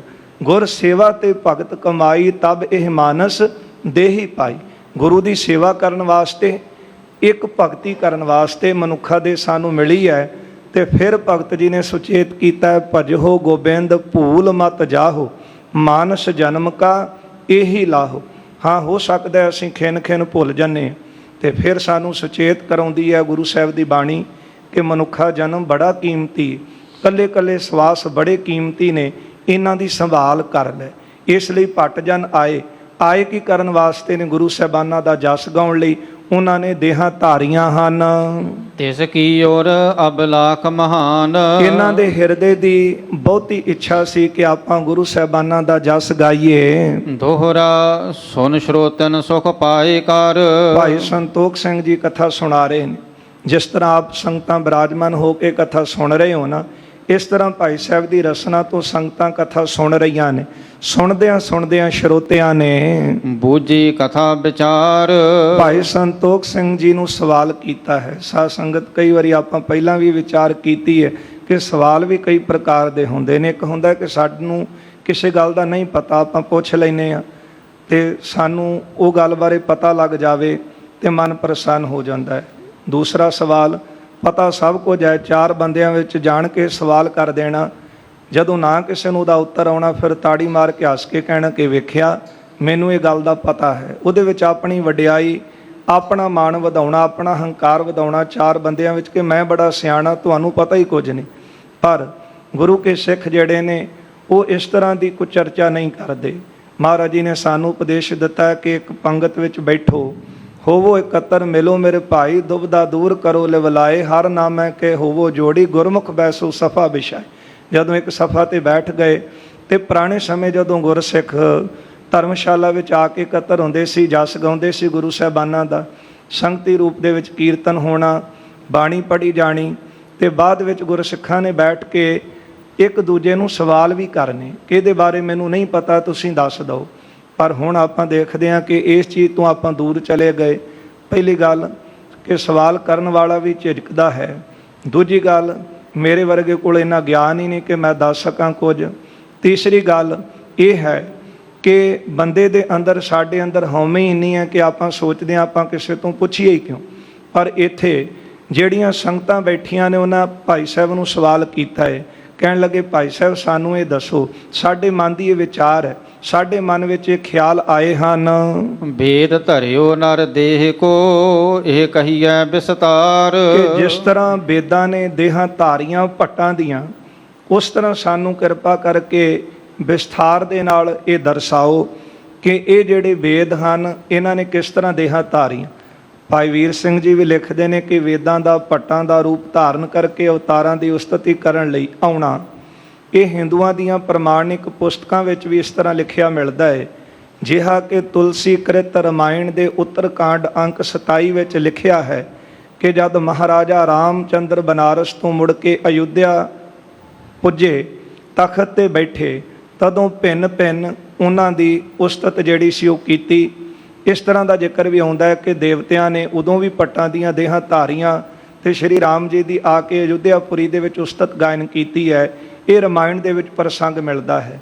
ਪਰ ਅਕਾਲ ਪੁਰਖ ਪਰਮਾਤਮਾ ਵਾਹਿਗੁਰੂ ਦਾ ਜਸ ਗਾਉਣ ਵਾਸਤੇ ਜਿਹੜੇ ਦੇਵਤੇ ਨੇ ਉਹ ਆਪਣੇ ਆਪ ਨੂੰ ਵਡਭਾਗੇ ਜਾਣਦੇ। ਤੇ ਜਿਹੜੇ ਕੋਈ ਵੀ ਧਰਮ ਗ੍ਰੰਥ ਕਹਿ ਲਓ, ਕਿਸੇ ਮਤ ਦਾ ਧਰਮ ਗ੍ਰੰਥ ਹੈ ਉਹ ਸਤਿਕਾਰਯੋਗ ਹੀ ਹੈ ਨਾ। ਇਹ ਤਾਂ ਮਨੁੱਖ ਕੋਲ ਇੰਨਾ ਗਿਆਨ ਹੀ ਨਹੀਂ ਕਿ ਜਿਹੜੇ ਜਦੋਂ ਤਮਾਮ ਦੁਨੀਆ ਦੇ ਲੋਕ ਸਿਆਣੇ ਹੋ ਜਾਣ, ਉਹਨਾਂ ਸਾਰਿਆਂ ਦਾ ਗੁਰੂ ਇੱਕ ਹੋਵੇਗਾ, ਉਹ ਧੰਨ ਸ਼੍ਰੀ ਗੁਰੂ ਗ੍ਰੰਥ ਸਾਹਿਬ ਜੀ। ਕਿਉਂਕਿ ਗੁਰੂ ਗ੍ਰੰਥ ਸਾਹਿਬ ਜੀ ਦੇ ਅੰਦਰ ਮਹਾਰਾਜ ਗੁਰੂ ਅਰਜਨ ਦੇਵ ਸਾਹਿਬ ਜੀ ਨੇ ਸਾਰੇ ਭਗਤ ਜਨਾਂ ਦੀਆਂ ਬਾਣੀਆਂ ਦਰਜ ਕੀਤੀਆਂ ਹਨ। ਇੱਕ ਜਹਾਜ਼ ਬਣਾਇਆ, ਇਸ ਜਹਾਜ਼ ਦੇ ਉੱਤੇ ਕਿਸੇ ਵੀ ਧਰਮ ਵਾਲਾ, ਕਿਸੇ ਵੀ ਮਤ ਵਾਲਾ ਬਿਰਤੀ ਕਰਕੇ, ਸੁਰਤ ਕਰਕੇ ਸਵਾਰ ਹੋਵੇ, ਉਹ ਇਸ ਸੰਸਾਰ ਸਾਗਰ ਤੋਂ ਜ਼ਰੂਰ ਪਾਰ ਹੋਵੇਗਾ। ਚਲੋ ਆਪਣੇ ਮਨ ਦੀ ਸ਼ਰਧਾ ਤੇ ਭਾਵਨਾ ਹੈ। ਸੁਰਹੁ ਵਿਚਾਰ ਭਾਈ ਸਾਹਿਬ ਨੂੰ ਸੰਗਤ ਨੇ ਸਵਾਲ ਕੀਤਾ ਹੈ ਕਿ ਆਪ ਜੀ ਸਾਨੂੰ ਦੱਸੋ ਕਿ ਜਿਹੜੇ ਵੇਦ ਹਨ ਉਹਨਾਂ ਨੇ ਕਿਸ ਤਰ੍ਹਾਂ ਭੱਟਾਂ ਦੀਆਂ ਦੇਹਾਂ ਧਾਰਨ ਕੀਤੀਆਂ। ਸਵਈਆ ਛੰਦ ਸੁਨੋ ਸਿੱਖ ਸਤਿਗੁਰ ਕੀ ਮਹਿਮਾ। ਭਾਈ ਸਾਹਿਬ ਜੀ ਕਹਿੰਦੇ ਨੇ ਸੰਗਤ ਜੀ, ਗੁਰਸਿੱਖੋ, ਗੁਰੂ ਦੀ ਮਹਿਮਾ ਸੁਣੋ। ਹੁਣ ਇੱਥੇ ਆਪਾਂ ਇਹ ਵਿਚਾਰ ਕਰੀਏ ਕਿ ਜੇ ਕੋਈ ਤਰਕ ਬਿਰਤੀ ਵਾਲਾ ਉੱਠ ਕੇ ਕਵੇ ਕਿ ਵੇਦ ਜਿਹੜੇ ਨੇ ਉਹ ਭੱਟ ਬਣ ਕੇ ਆ ਗਏ, ਇਹ ਕੀ ਗੱਲ ਕਹਿ ਦਿੱਤੀ। ਪਰ ਹੁਣ ਇਹਦੇ ਵਿੱਚ ਵਿਚਾਰ ਕਰਨੀ ਬਣਦੀ ਹੈ ਨਾ ਕਿ ਜੇ ਕੋਈ ਚੱਲ ਕੇ ਗੁਰੂ ਦੀ ਮਹਿਮਾ ਗਾਉਣ ਆਇਆ ਹੈ, ਇਹਦੇ ਵਿੱਚ ਗੁਰੂ ਦੀ ਵਡਿਆਈ ਹੈ ਕਿ ਗੁਰੂ ਦਾ ਨਿਰਾਦਰ ਹੈ। ਵਡਿਆਈ ਹੈ ਨਾ ਗੁਰੂ ਦੀ, ਜੇ ਕੋਈ ਚੱਲ ਕੇ ਗੁਰੂ ਦੀ ਉਸਤਤੀ ਗਾਉਣ ਆ ਰਿਹਾ ਹੈ। ਇਸ ਲਈ ਭਾਈ ਸਾਹਿਬ ਜੀ ਕਹਿੰਦੇ ਨੇ ਸੁਨੋ ਸਿੱਖ ਸਤਿਗੁਰ ਕੀ ਮਹਿਮਾ। ਤੇ ਗੁਰੂ ਪਰਮੇਸ਼ਰ ਸਰੂਪ ਨੇ, ਗੁਰ ਅਰਜੁਨ ਪ੍ਰਤੱਖ ਹਰ। ਤੇ ਹਰੀ ਦੀ ਉਸਤਤ ਤਾਂ ਸਾਰੇ ਗਾਉਂਦੇ ਨੇ, ਕੋਈ ਹਿੰਦੂ ਹੈ, ਕੋਈ ਮੁਸਲਮਾਨ, ਕੋਈ ਜੈਨੀ, ਕੋਈ ਬੋਧੀ, ਸਾਰੇ ਕਿਹਨੂੰ ਗਾ ਰਹੇ ਨੇ? ਅਕਾਲ ਪੁਰਖ ਦੀ ਉਸਤਤ ਨੂੰ ਗਾ ਰਹੇ ਨੇ। ਸਾਰਿਆਂ ਦੇ ਰਸਤੇ ਆਪੋ ਆਪਣੇ ਹੋ ਸਕਦੇ, ਪਰ ਜਿਹਨੂੰ ਗਿਆਨ ਹੋ ਗਿਆ ਉਹ ਫਿਰ ਜਿਹੜੀਆਂ ਬੰਦਿਸ਼ਾਂ ਨੇ, ਕਿਹੜੀਆਂ ਬੰਦਿਸ਼ਾਂ ਕਿ ਕਿਹੜਾ ਫਿਰਕਾ, ਕਿਹੜਾ ਧਰਮ, ਕਿਹੜੀ ਜਾਤੀ, ਕਿਹੜਾ ਪਹਿਰਾਵਾ, ਇਹਦੇ ਤੋਂ ਉੱਪਰ ਉੱਠ ਗਏ। ਜਿਸ ਤਰ੍ਹਾਂ ਸਾਈਂ ਮੀਆਂ ਮੀਰ ਜੀ, ਉਹ ਜਹਾਂਗੀਰ ਨੂੰ ਵੀ ਕਹਿੰਦੇ ਨੇ, ਜਦੋਂ ਜਹਾਂਗੀਰ ਪੁੱਛਦਾ ਹੈ ਕਿ ਤੁਸੀਂ ਪਰਮੇਸ਼ਰ ਦੇ ਦਰਸ਼ਨ ਕੀਤੇ ਨੇ, ਤੁਹਾਡਾ ਇਸਲਾਮ ਜਗਤ ਵਿੱਚ ਬੜਾ ਸਤਿਕਾਰ ਹੈ। ਤੇ ਸਾਈਂ ਜੀ ਕਹਿੰਦੇ ਕੀਤੇ ਨੇ। ਕਹਿਣ ਲੱਗਾ ਕੌਣ ਤੇ ਕਿੱਥੇ, ਕਿਸ ਤਰ੍ਹਾਂ? ਤੇ ਸਾਈਂ ਮੀਆਂ ਮੀਰ ਨੇ ਉੱਤਰ ਦਿੱਤਾ, ਲਾਹੌਰ ਦੀ ਧਰਤੀ ਤੇ ਜਿਨ੍ਹਾਂ ਨੂੰ ਤੱਤੀ ਤਵੀ ਤੇ ਬਿਠਾਇਆ ਨਾ, ਉਹਨਾਂ ਵਿੱਚੋਂ ਮੈਂ ਖੁਦਾ ਦੇ ਦਰਸ਼ਨ ਕੀਤੇ। ਜਦੋਂ ਅਸੀਂ ਸਾਰੇ ਪੀਰ ਇਕੱਠੇ ਹੋ ਕੇ ਖੁਦਾ ਦੀ ਇਬਾਦਤ ਵਿੱਚ ਜੁੜਦੇ, ਸੁਰਤ ਕਰਕੇ ਜਦੋਂ ਉਹਦੀ ਦਰਗਾਹ ਵਿੱਚ ਪਹੁੰਚਦੇ, ਜਦੋਂ ਦਰਗਾਹ ਦਾ ਦਰਵਾਜ਼ਾ ਖੁੱਲ੍ਹਦਾ ਹੈ ਤੇ ਸਿੰਘਾਸਨ ਦੇ ਉੱਤੇ ਬੈਠਾ ਖੁਦਾ, ਉਹ ਖੁਦਾ ਦਾ ਰੂਪ ਗੁਰੂ ਨਾਨਕ ਸਾਹਿਬ ਦੀ ਜਿਹੜੀ ਜੋਤ ਹੁੰਦੀ ਹੈ, ਜਿਹੜਾ ਇਹਨਾਂ ਦੀ ਗੱਦੀ ਤੇ ਬੈਠਾ ਹੁੰਦਾ, ਉਹਦੇ ਦਰਸ਼ਨ ਹੀ ਉਸ ਦਰਗਾਹ ਦੇ ਸਿੰਘਾਸਨ ਦੇ ਉੱਤੇ ਹੁੰਦੇ। ਇਹ ਸਾਈਂ ਮੀਆਂ ਮੀਰ ਜੀ ਨੇ ਜਹਾਂਗੀਰ ਨੂੰ ਗੱਲ ਸੁਣਾਈ ਸੀ। ਤੇ ਫਿਰ ਕਹਿਣ ਲੱਗਾ ਕਿ ਅੱਜ, ਤੇ ਸਾਈਂ ਮੀਆਂ ਮੀਰ ਕਹਿੰਦੇ ਕਿ ਅੱਜ ਉਹਨਾਂ ਦੇ ਸਪੁੱਤਰ ਜਿਹੜੇ ਗਵਾਲੀਅਰ ਦੇ ਕਿਲੇ ਦੇ ਵਿੱਚ ਨੇ, ਉਹਨਾਂ ਦੀ ਜੋਤ ਦੇ ਦਰਸ਼ਨ ਅਸੀਂ ਸਾਰੇ ਇਸਲਾਮ ਵਾਲੇ ਪੀਰ ਕਰਦੇ। ਚਲੋ ਇਹ ਬੰਦਸ਼ਾਂ ਚੋਂ, ਜਾਤੀਆਂ ਚੋਂ, ਧਰਮਾਂ ਚੋਂ, ਪਹਿਰਾਵਿਆਂ ਚੋਂ ਉੱਪਰ ਉੱਠੇ ਹੋਏ ਮਹਾਂਪੁਰਖ ਨੇ, ਜਿਨ੍ਹਾਂ ਅੱਗੇ ਕੋਈ ਰੁਕਾਵਟ ਨਹੀਂ, ਕੋਈ ਬੰਦਸ਼ ਨਹੀਂ। ਕਿਉਂਕਿ ਜਿਹੜੇ ਮਨੁੱਖ ਦੀ ਸੋਚ ਹੀ ਛੋਟੀ ਜੀ ਹੈ, ਉਹ ਕਹੇਗਾ ਕਿ ਨਹੀਂ ਰੱਬ ਇੰਨਾ ਕੀ ਹੈ। ਪਰ ਉਹ ਅਕਾਲ ਪੁਰਖ ਪਰਮੇਸ਼ਰ ਦੇ ਸਰੂਪ ਦਾ ਇੰਨਾ ਵੱਡਾ ਵਿਸਥਾਰ ਹੈ ਕਿ ਸਾਰੀ ਸ੍ਰਿਸ਼ਟੀ ਹੀ ਉਹਦੇ ਅੰਦਰ ਆ ਜਾਂਦੀ ਹੈ। ਐਸੀਆਂ ਅਨੇਕਾਂ ਜਿਹੜੀਆਂ ਸ੍ਰਿਸ਼ਟੀਆਂ ਨੇ ਉਹ ਪਰਮਾਤਮਾ ਦੇ ਇੱਕ ਰੋਮ ਦੇ ਵਿੱਚ ਵਸੀਆਂ ਹੋਈਆਂ ਨੇ। ਇਸ ਲਈ ਰਹੋ ਵਿਚਾਰ ਇੱਥੇ ਜਿਹੜੇ ਵੇਦ ਨੇ ਉਹ ਦੇਹਾਂ ਧਾਰ ਕੇ ਆਏ। ਕਿਸ ਤਰ੍ਹਾਂ ਆਏ? ਭਾਈ ਸਾਹਿਬ ਤੋਂ ਸਿੱਖਾਂ ਨੇ ਪੁੱਛ ਲਿਆ। ਭਾਈ ਸੰਤੋਖ ਸਿੰਘ ਜੀ ਕਹਿੰਦੇ, ਸਿੱਖੋ ਸੁਣੋ ਸਿੱਖ ਸਤਿਗੁਰ ਕੀ ਮਹਿਮਾ, ਮੇਰੇ ਗੁਰੂ ਦੀ, ਗੁਰੂ ਅਰਜਨ ਦੇਵ ਸਾਹਿਬ ਦੀ ਮਹਿਮਾ ਸੁਣੋ। ਜਿਸ ਤੇ ਮਨ ਬਾਂਛਤ ਫਲ ਪਾਏ। ਜੇ ਗੁਰੂ ਸਾਹਿਬ ਦੀ ਮਹਿਮਾ ਸੁਣੋਗੇ, ਜਿਸ ਤੇ ਮਨ ਬਾਂਛਤ ਫਲ ਪਾਏ, ਤੁਹਾਨੂੰ ਮਨ ਇੱਛਤ ਫਲ ਪ੍ਰਾਪਤ ਹੋਣਗੇ। ਕੋਈ ਵੀ ਵਸਤੂ ਦੀ ਲੋੜ ਹੈ, ਪਰ ਸਾਨੂੰ ਪਹਿਲਾਂ ਗੁਰੂ ਸਾਹਿਬ ਦਾ ਉਪਦੇਸ਼ ਸੁਣ ਕੇ ਉਹਦੀ ਕਮਾਈ ਕਰੀਏ ਤੇ ਫਿਰ ਆਪਾਂ ਗੁਰੂ ਕੋਲੋਂ ਮੰਗੀਏ। ਤੇ ਕਿਹੜੀ ਵਸਤੂ ਦੀ ਥੋੜ ਰਹਿ ਜਾਂਦੀ ਹੈ ਜੀ। ਪਰ ਹੋ ਸਕਦਾ ਹਲੇ ਤੱਕ ਆਪਾਂ ਆਪਣੇ ਆਪ ਨੂੰ ਯੋਗ ਹੀ ਨਹੀਂ ਬਣਾਇਆ। ਮੰਗ ਕੇ ਕਹਿੰਦੇ ਫਲਾਣੀ ਵਸਤੂ ਮਿਲੀ ਨਹੀਂ, ਘਾਟ ਤਾਂ ਸਾਡੇ 'ਚ ਹੋ ਸਕਦੀ ਹੈ। ਭਾਈ ਸਾਹਿਬ ਕਹਿੰਦੇ, ਜੇ ਗੁਰੂ ਸਾਹਿਬ ਦਾ ਉਪਦੇਸ਼ ਸੁਣੋ, ਗੁਰੂ ਦਾ ਜਸ ਸੁਣੋ, ਗੁਰੂ ਦੇ ਗੁਣ ਸੁਣੋ, ਜਿਹਦੇ ਨਾਲ ਮਨ ਇੱਛਤ ਫਲ ਝੋਲੀ ਪੈਂਦੇ ਨੇ। ਸਭ ਬੇਦਨ ਅਵਤਾਰ ਧਰਿਓ ਜਿਮ। ਜਿਸ ਤਰ੍ਹਾਂ ਸਾਰੇ ਵੇਦਾਂ ਨੇ ਇਸ ਸੰਸਾਰ ਦੇ ਵਿੱਚ ਅਵਤਾਰ ਧਾਰਿਆ। ਹੁਣ ਅਵਤਾਰ ਸ਼ਬਦ ਕਈ ਵਾਰੀ ਇਹ ਸੁਣ ਕੇ ਕਈ ਬੜੇ ਵਿਚਾਰ 'ਚ ਪੈ ਜਾਂਦੇ ਨੇ, ਨਹੀਂ ਜੀ ਅਵਤਾਰ ਸ਼ਬਦ ਤੇ ਫਲਾਣੇ ਮੱਤ ਵਾਲਿਆਂ ਦਾ। ਪਰ ਗੁਰੂ ਗ੍ਰੰਥ ਸਾਹਿਬ ਜੀ ਦੇ ਅੰਦਰ ਤਾਂ ਭੱਟਾਂ ਨੇ ਇਹਦਾ ਜ਼ਿਕਰ ਵੀ ਕੀਤਾ ਹੈ ਅਵਤਾਰ ਸ਼ਬਦ ਦਾ। ਵੈਸੇ ਅਵਤਾਰ ਦਾ ਅਰਥ ਹੁੰਦਾ ਹੈ ਉੱਪਰੋਂ ਉਤਰੀ ਹੋਈ ਚੀਜ਼, ਭਾਵੇਂ ਕੋਈ ਮਨੁੱਖ ਵੀ ਹੈ। ਗੁਰੂ ਅਰਜਨ ਦੇਵ ਸਾਹਿਬ ਦੀ ਬਾਣੀ 'ਚ ਆਪਾਂ ਬਚਨ ਪੜ੍ਹਦੇ ਹਾਂ, ਸੰਤ ਕੀ ਨਿੰਦਾ ਨਾਨਕਾ ਬਹੁਰ ਬਹੁਰ ਅਵਤਾਰ। ਭਾਵੇਂ ਕੋਈ ਮਨੁੱਖ ਜੂਨ ਵਿੱਚ ਆ ਰਿਹਾ, ਭਾਵੇਂ ਕਿਸੇ ਜੂਨ ਵਿੱਚ ਹੈ, ਭਾਵੇਂ ਦੇਵਤੇ ਦੀ ਜੂਨ, ਉਹ ਅਵਤਾਰ ਹੀ ਕਹਾਉਂਦਾ ਹੈ ਉਤਰਿਆ ਹੋਇਆ ਸੰਸਾਰ ਦੇ ਉੱਤੇ।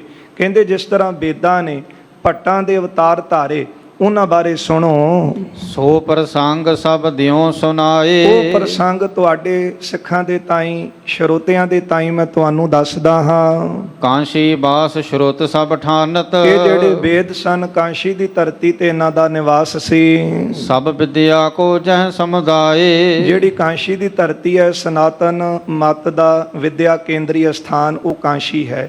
ਸੋ ਜਿਸ ਤਰ੍ਹਾਂ ਵੱਖਰੇ ਵੱਖਰੇ ਮਤਾਂ ਵਾਲਿਆਂ ਦੀਆਂ ਵੱਖਰੀਆਂ ਵੱਖਰੀਆਂ ਥਾਵਾਂ 'ਤੇ ਇਲਾਕੇ ਨੇ।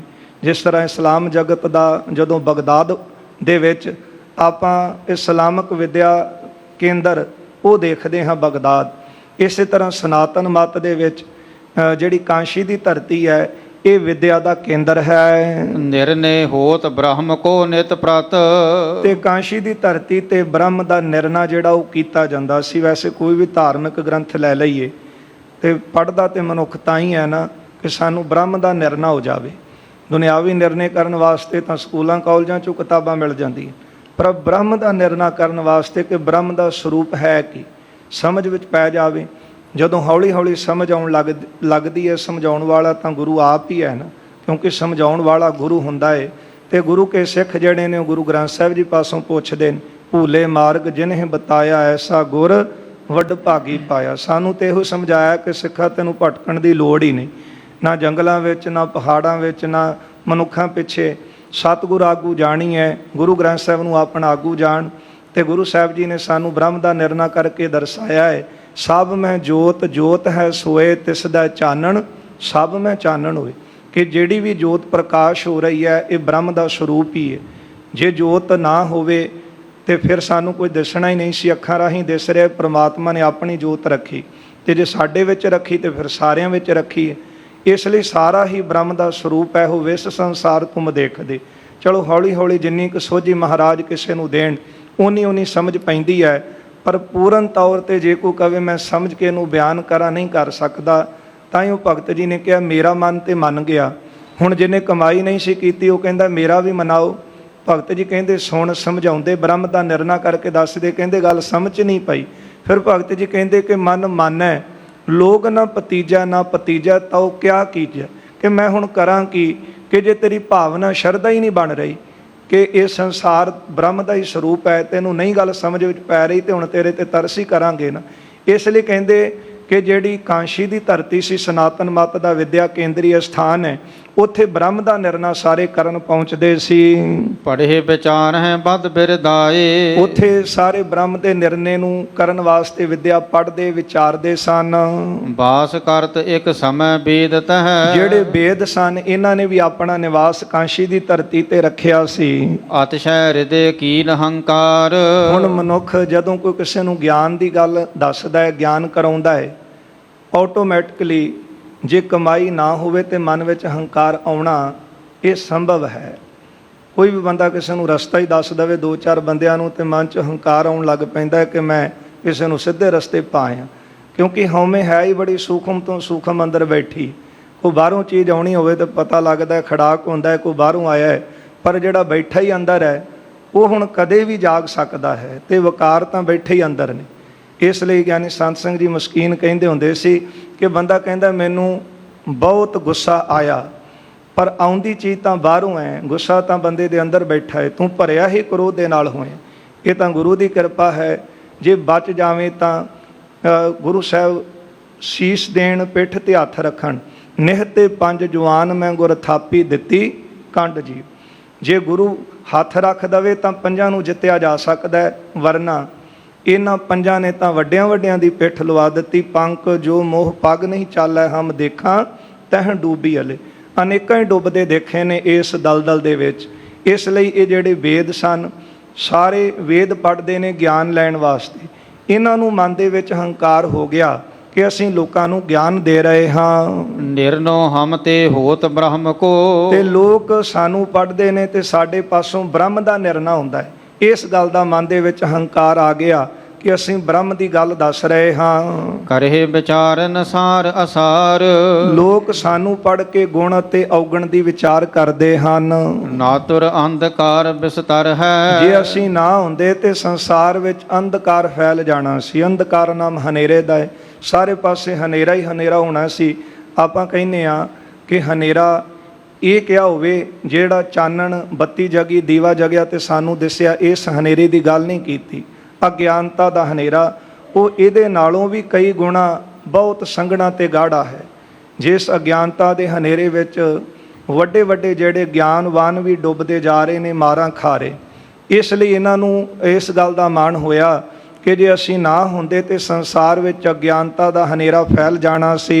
ਹਮ ਤੇ ਜਗਤ ਪ੍ਰਕਾਸ਼ ਉਦਾਰ, ਇਸ ਸੰਸਾਰ ਦੇ ਵਿੱਚ ਸਾਡੇ ਰਾਹੀਂ ਪ੍ਰਕਾਸ਼ ਹੋ ਰਿਹਾ ਹੈ, ਸਾਡੇ ਰਾਹੀਂ ਚਾਨਣ ਹੋ ਰਿਹਾ ਹੈ। ਅਗਿਆਨੀ ਮਨ ਲਹਿ ਗਿਆਨ ਕੋ, ਜਿਹੜੇ ਅਗਿਆਨੀ ਨੇ ਸਾਨੂੰ ਪੜ੍ਹਦੇ ਨੇ ਉਹਨਾਂ ਦੇ ਮਨ ਵਿੱਚ ਗਿਆਨ ਹੋ ਜਾਂਦਾ ਹੈ, ਗਿਆਨਵਾਨ ਬਣ ਜਾਂਦੇ ਨੇ, ਹਨੇਰਾ ਦੂਰ ਹੋ ਜਾਂਦਾ, ਉਹਨਾਂ ਅੰਦਰ ਚਾਨਣ ਹੋ ਜਾਂਦਾ ਹੈ।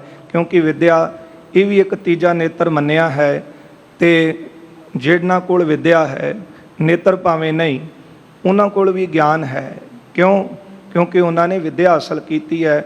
ਬੜੇ ਨੇਤਰਹੀਣ ਸਿੰਘ ਆਪਾਂ ਦੇਖਦੇ ਹਾਂ ਜਿਨ੍ਹਾਂ ਕੋਲ ਗਾਉਣ ਦੀ ਸ਼ੈਲੀ ਉਹਨਾਂ ਕੋਲ ਹੈ, ਵਜਾਉਣ ਸਾਜ਼ ਵਜਾਉਣਾ ਉਹ ਜਾਣਦੇ ਨੇ। ਇਸ ਲਈ ਜਿਹੜਾ ਵਿਦਿਆ ਉਹ ਤੀਜਾ ਨੇਤਰ ਹੈ। ਇਸ ਗੱਲ ਦਾ ਇਹਨਾਂ ਨੂੰ ਮਾਣ ਹੋਇਆ ਕਿ ਅਸੀਂ ਬ੍ਰਹਮ ਦਾ ਨਿਰਣਾ ਕਰਾਉਂਦੇ ਹਾਂ, ਅਗਿਆਨਤਾ ਦਾ ਹਨੇਰਾ ਨਾਸ਼ ਹੁੰਦਾ ਹੈ, ਸੰਸਾਰ ਵਿੱਚ ਅਸੀਂ ਗਿਆਨ ਕਰਾ ਰਹੇ ਹਾਂ। ਪਾਏ ਮੁਕਤ ਕੋ ਬੰਧਨ ਟਾਰ, ਜਿਹੜੇ ਗਿਆਨਵਾਨ ਹੁੰਦੇ ਨੇ ਉਹ ਬੰਧਨ ਉਹਨਾਂ ਦੇ ਕੱਟੇ ਜਾਂਦੇ ਨੇ ਤੇ ਉਹ ਮੁਕਤ ਹੁੰਦੇ ਹਨ। ਪਾਰ ਬ੍ਰਹਮ ਨੇ ਲਖ ਬੇਦਨ ਗਤ, ਪਰ ਅਕਾਲ ਪੁਰਖ ਪਰਮੇਸ਼ਰ ਵਾਹਿਗੁਰੂ ਜੀ ਨੂੰ ਹੰਕਾਰ ਨਹੀਂ ਜੇ ਪਾਉਂਦਾ। ਆਪਾਂ ਬਾਣੀ 'ਚ ਵਚਨ ਪੜ੍ਹਦੇ ਹਾਂ ਨਾ, ਅਹੰਕਾਰ ਜਿਹੜਾ ਹੈ ਉਹ ਹਰੀ ਪਰਮਾਤਮਾ ਵਾਹਿਗੁਰੂ ਹਰ ਜੀਓ ਅਹੰਕਾਰ ਨਾ ਭਾਵੇ। ਹਰ ਜੀਓ ਪਰਮਾਤਮਾ ਵਾਹਿਗੁਰੂ ਜੀ ਨੂੰ ਹੰਕਾਰ ਚੰਗਾ ਨਹੀਂ ਲੱਗਦਾ। ਤੇ ਬੰਦਾ ਕੋਈ ਕੰਮ ਕਰਕੇ ਕਵੇ ਕਿ ਮੈਂ ਕੀਤਾ, ਮੈਂ ਹੀ ਕਰ ਸਕਦਾ, ਜਾਂ ਮੈਂ ਕਰ ਰਿਹਾ, ਮੈਂ ਬੋਲ ਰਿਹਾ, ਇਸ ਤਰ੍ਹਾਂ ਨਹੀਂ ਉਹਨੂੰ ਭਾਵਦਾ। ਇਹ ਵੇਦਾਂ ਨੂੰ ਮਾਣ ਹੋਇਆ ਤੇ ਵਾਹਿਗੁਰੂ ਜੀ ਨੂੰ ਇਹ ਗੱਲ ਜਿਹੜੀ ਸੀ ਨਹੀਂ ਪਾਈ, ਚੰਗੀ ਨਹੀਂ ਲੱਗੀ। ਜਿਨ ਕੇ ਭਇਓ ਹੰਕਾਰ ਵਿਕਾਰ, ਜਿਨ੍ਹਾਂ ਦੇ ਅੰਦਰ ਹੰਕਾਰ ਦਾ ਵਿਕਾਰ ਜਾਗਿਆ ਹੈ। ਇਹ ਹੈ ਤਾਂ ਵਿਕਾਰ ਹੀ, ਪਰ ਮਹਾਰਾਜ ਨੇ ਬਾਣੀ ਅੰਦਰ ਸਭ ਤੋਂ ਵੱਡਾ ਰੋਗ ਲਿਖਿਆ ਹੈ, ਹਉਮੈ ਵੱਡਾ ਰੋਗ ਹੈ। ਇਹ ਸਭ ਤੋਂ ਵੱਡਾ ਵਿਕਾਰ ਜਿਹੜਾ ਸੀ ਅੰਦਰ ਪੈਦਾ ਹੋਇਆ। ਇਹੀ ਜਨਮ ਦੇ ਜਗ ਮੈਂ ਫਿਰ ਅਕਾਲ ਪੁਰਖ ਵਾਹਿਗੁਰੂ ਜੀ ਨੇ ਵਿਚਾਰਿਆ ਕਿ ਹੁਣ ਇਹਨਾਂ ਨੂੰ ਜਨਮ ਦਈਏ, ਸੰਸਾਰ ਦੇ ਵਿੱਚ ਇਹਨਾਂ ਨੂੰ ਦੇਹਾਂ ਧਾਰ ਕੇ ਭੇਜੀਏ। ਇਹ ਸੰਸਾਰ ਵਿੱਚ ਵਿਚਰ ਕੇ ਦੇਖਣ ਤਾਂ ਸਹੀ। ਕਈ ਵਾਰੀ ਬੰਦਾ ਘਰ ਵਿੱਚ ਹੀ ਬੈਠਾ ਸਾਰੀਆਂ ਗੱਲਾਂ ਬਾਤਾਂ ਸੁਣੀ ਜਾਂਦਾ ਹੈ। ਮਾਣ ਵੀ ਇਸੇ ਗੱਲ ਦਾ ਹੁੰਦਾ ਹੈ ਨਾ ਕਿ ਮੈਂ ਬਹੁਤ ਵੱਡਾ, ਮੈਂ ਗਿਆਨਵਾਨ। ਤੇ ਜਦੋਂ ਦੁਨੀਆ ਦੇ ਵਿੱਚ ਵਿਚਰਨ ਦਾ ਮੌਕਾ ਮਿਲਦਾ ਫਿਰ ਪਤਾ ਲੱਗਦਾ ਕਿ ਮਨਾ ਤੂੰ ਤੇ ਕੁਝ ਵੀ ਨਹੀਂ, ਇੱਥੇ ਤਾਂ ਬੜੇ ਗਿਆਨਵਾਨ ਬੈਠੇ ਨੇ। ਮੈਂ ਧਨਾੜ ਸੀ, ਛੋਟੇ ਜਿਹੇ ਮਹੱਲੇ ਵਿੱਚ ਵੱਡਾ ਮਕਾਨ ਬਣਾ ਲੈਣਾ ਮਨ ਵਿੱਚ ਮਾਣ ਆਇਆ, ਪਰ ਥੋੜ੍ਹਾ ਜਿਹਾ ਨਗਰ ਤੋਂ ਬਾਹਰ ਨਿਕਲ ਕੇ ਸ਼ਹਿਰ 'ਚ ਗਏ ਤੇ ਉਹ ਸਾਡੇ ਵਰਗੇ ਵੱਡੇ ਮਕਾਨ ਜਿਹੜੇ ਸਨ ਉਹ ਤਾਂ ਕੁਝ ਵੀ ਨਹੀਂ, ਉੱਥੇ ਤਾਂ ਵੱਡੇ ਵੱਡੇ ਬੰਗਲੇ ਦੇਖੇ। ਫਿਰ ਵਿਦੇਸ਼ਾਂ 'ਚ ਗਏ ਤੇ ਵੱਡੀਆਂ ਇਮਾਰਤਾਂ ਦੇਖੀਆਂ। ਇਉਂ ਜਦੋਂ ਮਨੁੱਖ ਬਾਹਰ ਨਿਕਲਿਆ ਤੇ ਮਾਣ ਦੂਰ ਹੁੰਦਾ ਹੈ। ਇਸ ਲਈ ਪਰਮਾਤਮਾ ਵਾਹਿਗੁਰੂ ਜੀ ਨੇ ਵਿਚਾਰਿਆ ਕਿ ਇਹਨਾਂ ਦਾ ਮਾਣ ਦੂਰ ਕਰਨ ਵਾਸਤੇ ਇਹਨਾਂ ਨੂੰ ਦੇਹਾਂ ਦਈਏ ਮਨੁੱਖੀ। ਸਕਲ ਵਿਕਾਰਨ ਮੂਲ ਉਦਾਰ। ਸੰਸਾਰ ਦੇ ਵਿੱਚ ਫਿਰਨ ਤੇ ਫਿਰ ਕੇ ਦੇਖਣ ਕਿ ਸੰਸਾਰ ਤਾਂ ਵਿਕਾਰਾਂ ਨਾਲ ਭਰਿਆ ਪਿਆ ਹੈ। ਤੁਸੀਂ ਐਵੇਂ ਗਿਆਨ ਜਿਹੜਾ ਹੰਕਾਰ ਚੁੱਕੀ ਫਿਰਦੇ ਹੋ ਕਿ ਸੰਸਾਰ ਨੂੰ ਅਸੀਂ ਚਾਨਣ ਕਰਾ ਦਿੱਤਾ, ਗਿਆਨਵਾਨ ਬਣਾ ਦਿੱਤਾ। ਅਸਲ ਗਿਆਨੀ ਤਾਂ ਉਹ ਹੈ ਨਾ ਜਿਨ ਮਿਲ ਮਾਰੇ ਪੰਚ ਸੂਰਬੀਰ ਐਸੋ ਕੌਣ ਬਲੀ ਰੇ। ਗਿਆਨ ਦੀਆਂ ਗੱਲਾਂ ਸੁਣਾਉਣੀਆਂ ਅਕਾਲ ਪੁਰਖ ਨੂੰ ਕੱਲੀਆਂ ਨਹੀਂ ਜੇ ਭਾਵਦੀ। ਇੱਥੇ ਕਮਾਈ ਵਾਲੇ ਜਿਹੜੇ ਉਹ ਚੰਗੇ ਲੱਗਦੇ ਨੇ। ਗਿਆਨਵਾਨ ਤਾਂ ਬਹੁਤ ਲੋਕ ਨੇ, ਪਰ ਗੁਰੂ ਸਾਹਿਬ ਦੇ ਪਾਵਨ ਬਚਨ ਆਪਾਂ ਪੜ੍ਹਦੇ ਹਾਂ, ਚਤੁਰਾਈ ਨਾ ਚਤੁਰ ਭੁਜ ਪਾਈਏ। ਇੱਥੇ ਚਤੁਰਾਈਆਂ, ਸਿਆਣਪਾਂ, ਗਿਆਨ ਦੀਆਂ ਗੱਲਾਂ ਦੇ ਨਾਲ ਉਹਦੀ ਖੁਸ਼ੀ ਨਹੀਂ ਮਿਲਦੀ। ਠੀਕ ਹੈ, ਦੁਨੀਆ ਨੂੰ ਭਰਮਾ ਸਕਦੇ ਹਾਂ। ਖੁਸ਼ੀ ਕਿਤੋਂ ਮਿਲਦੀ ਹੈ? ਜਦੋਂ ਆਪਾਂ ਸਮਰਪਣ ਕਰਕੇ ਉਹਦੇ ਚਰਨਾਂ ਵਿੱਚ ਝੁਕ ਜਾਈਏ, ਆਪਣਾ ਆਪ ਸਮਰਪਿਤ ਕਰ ਦਈਏ, ਤਨ ਮਨ ਧਨ ਸਭ ਸੌਂਪ ਗੁਰ ਕਉ ਹੁਕਮ ਮੰਨਿਆ ਪਾਈਏ, ਫਿਰ ਉਹਦੀ ਖੁਸ਼ੀ ਸਾਡੀ ਝੋਲੀ ਪੈਂਦੀ ਹੈ। ਇਹਨਾਂ ਨੂੰ ਦੇਹਾਂ ਦਿੱਤੀਆਂ, ਸੰਸਾਰ ਵਿੱਚ ਫਿਰੋ, ਫਿਰ ਕੇ ਦੇਖੋ ਕਿ ਸੰਸਾਰ ਤਾਂ ਵਿਕਾਰਾਂ ਨਾਲ ਭਰਿਆ ਪਿਆ ਹੈ। ਇਨ ਔਰ ਤੇ ਅਬ ਕਰੋ ਉਖਾਰਨ। ਤੇ ਇਹਨਾਂ ਦੇ ਅੰਦਰੋਂ ਜਿਹੜਾ ਹੰਕਾਰ ਦਾ ਵਿਕਾਰ ਸੀ ਉਹ ਪੁੱਟ ਦਈਏ। ਜਦੋਂ ਬਾਹਰ ਨਿਕਲ ਕੇ ਫਿਰਨਗੇ ਤੇ ਸੰਸਾਰ ਨੂੰ ਦੇਖਣਗੇ, ਤੁਸੀਂ ਤਾਂ ਬਸ ਕਾਂਸ਼ੀਪੁਰੀ ਦੇਖੀ ਹੈ, ਹਲੇ ਕੱਲਾ ਕਿਤਾਬਾਂ ਦਾ ਗਿਆਨ ਇਹਨਾਂ ਕੋਲੋਂ ਸੁਣਿਆ ਤੇ ਦੇਖਿਆ, ਹਲੇ ਇਹਨਾਂ ਦੇ ਪਰਸਨਲੀ ਜੀਵਨਾਂ ਨੂੰ ਤੁਸੀਂ ਨਹੀਂ ਦੇਖਿਆ। ਉਹਦਾ ਜ਼ਿਕਰ ਭੱਟ ਜੀ ਬਾਣੀ 'ਚ ਅੱਗੇ ਕਰਨਗੇ। ਇਸ ਲਈ ਤੁਹਾਨੂੰ ਦੇਹਾਂ ਦਈਏ ਮਨੁੱਖੀ, ਸੰਸਾਰ ਵਿੱਚ ਵਿਚਰੋ, ਵਿਚਰ ਕੇ ਦੇਖੋ ਕਿ ਕਿਸ ਤਰ੍ਹਾਂ ਵਿਕਾਰ ਜਿਹੜੇ ਸੰਸਾਰ ਵਿੱਚ ਫੈਲੇ ਹੋਏ ਨੇ, ਵਿਕਾਰੀ ਹੋਏ ਪਏ ਨੇ ਜੀਵ। ਤੇ ਫਿਰ ਇਹਨਾਂ ਦੇ ਅੰਦਰੋਂ ਹੰਕਾਰ ਦੂਰ ਹੋਵੇਗਾ ਕਿ ਅਸੀਂ ਐਵੇਂ ਮਾਣ ਕਰੀ ਜਾਂਦੇ ਸੀ ਕਿ ਸੰਸਾਰ ਨੂੰ ਅਸੀਂ ਵਿਕਾਰਾਂ ਤੋਂ ਮੁਕਤ ਕਰ ਦਿੱਤਾ ਹੈ। ਕਿਰਪਾ ਸਿੰਧ ਇਸ ਬਿਦ ਉਰ ਧਾਰ। ਕਿਰਪਾ ਦੇ ਸਾਗਰ ਸਮੁੰਦਰ ਅਕਾਲ ਪੁਰਖ ਵਾਹਿਗੁਰੂ ਜੀ ਨੇ ਵਿਚਾਰ ਕੀਤੀ ਹੈ। ਭਈ ਗਗਨ ਬਾਣੀ ਤਬ ਇਨ ਕੋ। ਉਸ ਵੇਲੇ ਇਹਨਾਂ ਵੇਦਾਂ ਨੂੰ ਆਕਾਸ਼ ਬਾਣੀ ਹੋਈ ਹੈ। ਨਾਰ ਸਰੀਰ ਕੋ ਲਿਹੋ ਅਵਤਾਰ। ਕਿ ਤੁਸੀਂ ਮਨੁੱਖਾ ਦੇਹਾਂ ਧਾਰ ਕੇ ਸੰਸਾਰ ਦੇ ਵਿੱਚ ਜਾਵੋ। ਤੁਮਰੇ ਉਰ ਹੰਕਾਰ ਵਿਕਾਰ ਜੋ। ਤੁਹਾਡੇ ਹਿਰਦੇ ਵਿੱਚ ਜਿਹੜਾ ਹੰਕਾਰ ਦਾ ਵਿਕਾਰ ਪੈਦਾ ਹੋਇਆ ਹੈ, ਨਿਸ਼ਫਲ ਕਰੋ ਜਾਨ ਇਮਲੇ ਹੋ। ਤੇ ਉਹ ਜਾ ਕਰਕੇ ਸੰਸਾਰ ਦੇ ਵਿੱਚ ਤੁਸੀਂ ਜਿਹੜਾ ਇਹ ਵਿਕਾਰ ਹੈ ਨਿਸ਼ਫਲ ਕਰੋ ਜਾਨ ਇਮਲੇ ਹੋ। ਜਾਓ, ਜਦੋਂ ਸੰਸਾਰ ਵਿੱਚ ਜਾਣੋਗੇ ਕਿ ਦੁਨੀਆ ਦੇ ਮਨੁੱਖੀ ਲੋਕਾਂ ਦੇ ਹਾਲਾਤ ਕੀ ਨੇ, ਕਿਸ ਤਰ੍ਹਾਂ ਦੇ ਮਾਹੌਲ ਵਿੱਚ ਉਹ ਜੀ ਰਹੇ, ਫਿਰ ਤੁਹਾਡੇ ਅੰਦਰੋਂ ਹੰਕਾਰ ਦੂਰ ਹੋਵੇਗਾ। ਗੁਰ ਬਿਨ ਹਿਰਦੈ ਪ੍ਰਕਾਸ਼ ਨਾ ਹੋਵਤ। ਤੁਹਾਨੂੰ ਪਤਾ ਲੱਗੇ ਕਿ ਜਿੰਨਾ ਚਿਰ ਪੂਰਾ ਗੁਰੂ ਨਾ ਧਾਰ ਲਈਏ ਉਹਨਾਂ ਚਿਰ ਅੰਦਰ ਗਿਆਨ ਨਹੀਂ ਜੇ ਹੁੰਦਾ। ਕੱਲਾ ਇਹ ਦੁਨਿਆਵੀ ਜਾਂ ਸੰਸਾਰਿਕ ਗਿਆਨ ਤੁਸੀਂ ਦੇ ਰਹੇ ਹੋ, ਪਰ ਅਸਲ ਵਿੱਚ ਜਿਹੜਾ ਪਰਮਾਤਮਾ ਦਾ ਬ੍ਰਹਮ ਦਾ ਗਿਆਨ ਉਹ ਤਾਂ ਪੂਰਾ ਗੁਰੂ ਹੀ ਦਿੰਦਾ ਹੈ ਜੀ। ਜਿਹਦੇ ਬਾਰੇ ਭਾਈ ਗੁਰਦਾਸ ਜੀ ਲਿਖਦੇ ਨਾ, ਪਹਿਲੋਂ ਬਾਬੇ ਪਾਇਆ ਬਖਸ਼ਦਰ, ਪਿੱਛੋਂ ਦੇ ਫਿਰ ਘਾਲ ਕਮਾਈ। ਪਹਿਲਾਂ ਪੂਰੇ ਗੁਰੂ ਨੇ ਆਪ ਘਾਲ ਕਮਾਈ ਕੀਤੀ। ਸੁਲਤਾਨਪੁਰ ਲੋਧੀ ਦੀ ਧਰਤੀ ਤੇ ਤੁਸੀਂ ਇਤਿਹਾਸ ਪੜ੍ਹਦੇ ਹੋ, ਮਹਾਰਾਜ ਅੰਮ੍ਰਿਤ ਵੇਲੇ ਵਈ ਨਦੀ 'ਚ ਇਸ਼ਨਾਨ ਕਰਕੇ ਬਾਹਰ ਆ ਕੇ ਲੰਮਾ ਸਮਾਂ ਸਤਿਗੁਰਾਂ ਨੇ ਸਮਾਧੀ ਲੀਨ ਹੋਣਾ, ਅਕਾਲ ਪੁਰਖ ਵਾਹਿਗੁਰੂ ਜੀ ਦੀ ਭਗਤੀ ਵਿੱਚ ਲੀਨ ਹੋਣਾ। ਅਨੇਕਾਂ ਕਈ ਸਾਲ ਗੁਰੂ ਸਾਹਿਬ ਜੀ ਨੇ ਉੱਥੇ ਚੌਂਕੜਾ ਲਾਇਆ। ਗੁਰੂ ਤੇਗ ਬਹਾਦਰ ਸਾਹਿਬ ਸੱਚੇ ਪਾਤਸ਼ਾਹ ਪਹਿਲਾਂ ਇਬਾਦਤ ਹੈ ਬਾਬਾ ਬਕਾਲਾ ਸਾਹਿਬ ਦੀ ਧਰਤੀ, ਫਿਰ ਸ਼ਹਾਦਤ ਤੇ ਪਹੁੰਚਦੇ ਨੇ ਸਤਿਗੁਰੂ। ਇਸ ਲਈ ਦੁਨੀਆ ਵਿੱਚ ਗੁਰੂ ਬਹੁਤ ਮਿਲ ਜਾਣਗੇ। ਜਿਨ੍ਹਾਂ ਕੋਲੋਂ ਭੱਟਾਂ ਨੇ ਤੰਗ ਹੋ ਕੇ ਫਿਰ ਗੁਰੂ ਸਾਹਿਬ ਦੀ ਸ਼ਰਨ 'ਚ ਆਏ ਨੇ, ਦੁਨੀਆ ਦੇ ਵਿੱਚ ਘੁੰਮ ਕੇ ਦੇਖਿਆ, ਇਲਾਕਿਆਂ ਦੇ ਵਿੱਚ ਜੋਗੀਆਂ ਨੂੰ ਅਨੇਕਾਂ ਭੇਖੀਆਂ ਨੂੰ, ਪਰ ਕੱਲੀਆਂ ਗੱਲਾਂ ਸੁਣੀਆਂ। ਭੱਟ ਜੀ ਕਹਿੰਦੇ ਉਹਨਾਂ ਦੇ ਜੀਵਨ ਦੇਖ ਕਰਕੇ ਅਸੀਂ ਡਰ ਗਏ ਕਿ ਉਤੋਂ ਗਿਆਨ ਦੀਆਂ ਗੱਲਾਂ ਇੰਨੀਆਂ ਸੁਣਾਉਂਦੇ ਨੇ, ਕਮਾਈ ਤਾਂ ਇਹਨਾਂ ਦੀ ਹੈ ਕੋਈ ਨਹੀਂ। ਫਿਰ ਜਿਸ ਤਰ੍ਹਾਂ ਭੱਟ ਸਾਰੇ ਗੁਰੂ ਅਰਜਨ ਦੇਵ ਸਾਹਿਬ ਜੀ ਦੀ ਸ਼ਰਨ 'ਚ ਆਉਂਦੇ ਨੇ, ਪਹਿਲਾਂ ਚੰਗੀ ਤਰ੍ਹਾਂ ਵਿਚਰ ਲੈਂਦੇ ਨੇ। ਉਹਨਾਂ ਨੇ ਜ਼ਿਕਰ ਕੀਤਾ ਬਾਣੀ ਵਿੱਚ ਕਿ ਤਕਰੀਬਨ 1 ਸਾਲ ਅਸੀਂ ਫਿਰੇ ਹਾਂ। ਉਸ ਤੋਂ ਬਾਅਦ ਸੱਚੇ ਪਾਤਸ਼ਾਹ ਤੇਰੀ ਸ਼ਰਨ ਵਿੱਚ ਆਏ ਹਾਂ, ਗੁਰ ਦਈਏ ਮਿਲਾਇਓ ਭਿਖਿਆ, ਜਿਵ ਤੁਮ ਰੱਖੈ ਤਿਵ ਰਹੋ। ਹੁਣ ਸਾਨੂੰ ਅਕਾਲ ਪੁਰਖ ਨੇ ਪੂਰਾ ਗੁਰੂ ਮਿਲਾ ਦਿੱਤਾ ਹੈ। ਜਿਸ ਤਰ੍ਹਾਂ ਤੁਸੀਂ ਰੱਖੋਗੇ, ਜਿਸ ਤਰ੍ਹਾਂ ਸਾਨੂੰ ਉਪਦੇਸ਼ ਦਿਓਗੇ, ਅਸੀਂ ਉਸੇ ਤਰ੍ਹਾਂ ਆਪਣਾ ਜੀਵਨ ਬਤੀਤ ਕਰਾਂਗੇ। ਇਸ ਲਈ ਵਡਭਾਗੇ ਹਾਂ ਜਿਨ੍ਹਾਂ ਨੂੰ ਪੂਰੇ ਗੁਰੂ ਦੀ ਪ੍ਰਾਪਤੀ ਹੋਈ, ਪੂਰੇ ਗੁਰੂ ਸਤਿਗੁਰੂ ਗੁਰੂ ਗ੍ਰੰਥ ਸਾਹਿਬ ਜੀ ਦੀ ਸ਼ਰਨ ਵਿੱਚ ਬੈਠਣ ਦਾ ਸੁਭਾਗ ਸਾਨੂੰ ਮਿਲਿਆ ਹੈ। ਸੋ ਇਤਨੀਆਂ ਕੁ ਬੇਨਤੀਆਂ ਪ੍ਰਵਾਨ ਕਰਨੀਆਂ ਜੀ। ਇੱਥੇ ਸਮਾਂ ਨਿਯਤ ਕੀਤਾ ਸਮਾਪਤੀ ਵੱਲ ਜਾ ਰਿਹਾ। ਰਹਿੰਦਾ ਪ੍ਰਸੰਗ ਆਪਾਂ ਕੱਲ੍ਹ ਦੇ ਦੀਵਾਨਾਂ 'ਚ ਸਰਵਣ ਕਰਾਂਗੇ। ਭੁੱਲਾਂ ਚੁੱਕਾਂ ਦੀ ਖਿਮਾ ਕਰ ਦੇਣੀ। ਅੱਗੇ ਵਾਸਤੇ ਅਸੀਸ ਦੇਣੀ। ਆਓ ਅਖੀਲੀਆਂ ਦੋ ਪੰਕਤੀਆਂ ਸਰਵਣ ਕਰੀਏ, ਇੱਥੇ ਫਤਿਹ ਬੁਲਾਈਏ ਜੀ। ਤੁਮਰੇ ਔਰ ਹੰਕਾਰ ਵਿਕਾਰ ਜੋ ਨਿਸ਼ਫਲ ਕਰੋ ਜਾਨ ਇਮਲੇ ਹੋ। ਗੁਰ ਬਿਨ ਹਿਰਦੈ ਪ੍ਰਕਾਸ਼ ਨ ਹੋਵਤ, ਜਾਂ ਤੇ ਮੂਲ ਸਤਿਗੁਰੂ ਦੇਹੋ। ਵਾਹਿਗੁਰੂ ਜੀ ਕਾ ਖਾਲਸਾ, ਵਾਹਿਗੁਰੂ ਜੀ ਕੀ ਫਤਿਹ।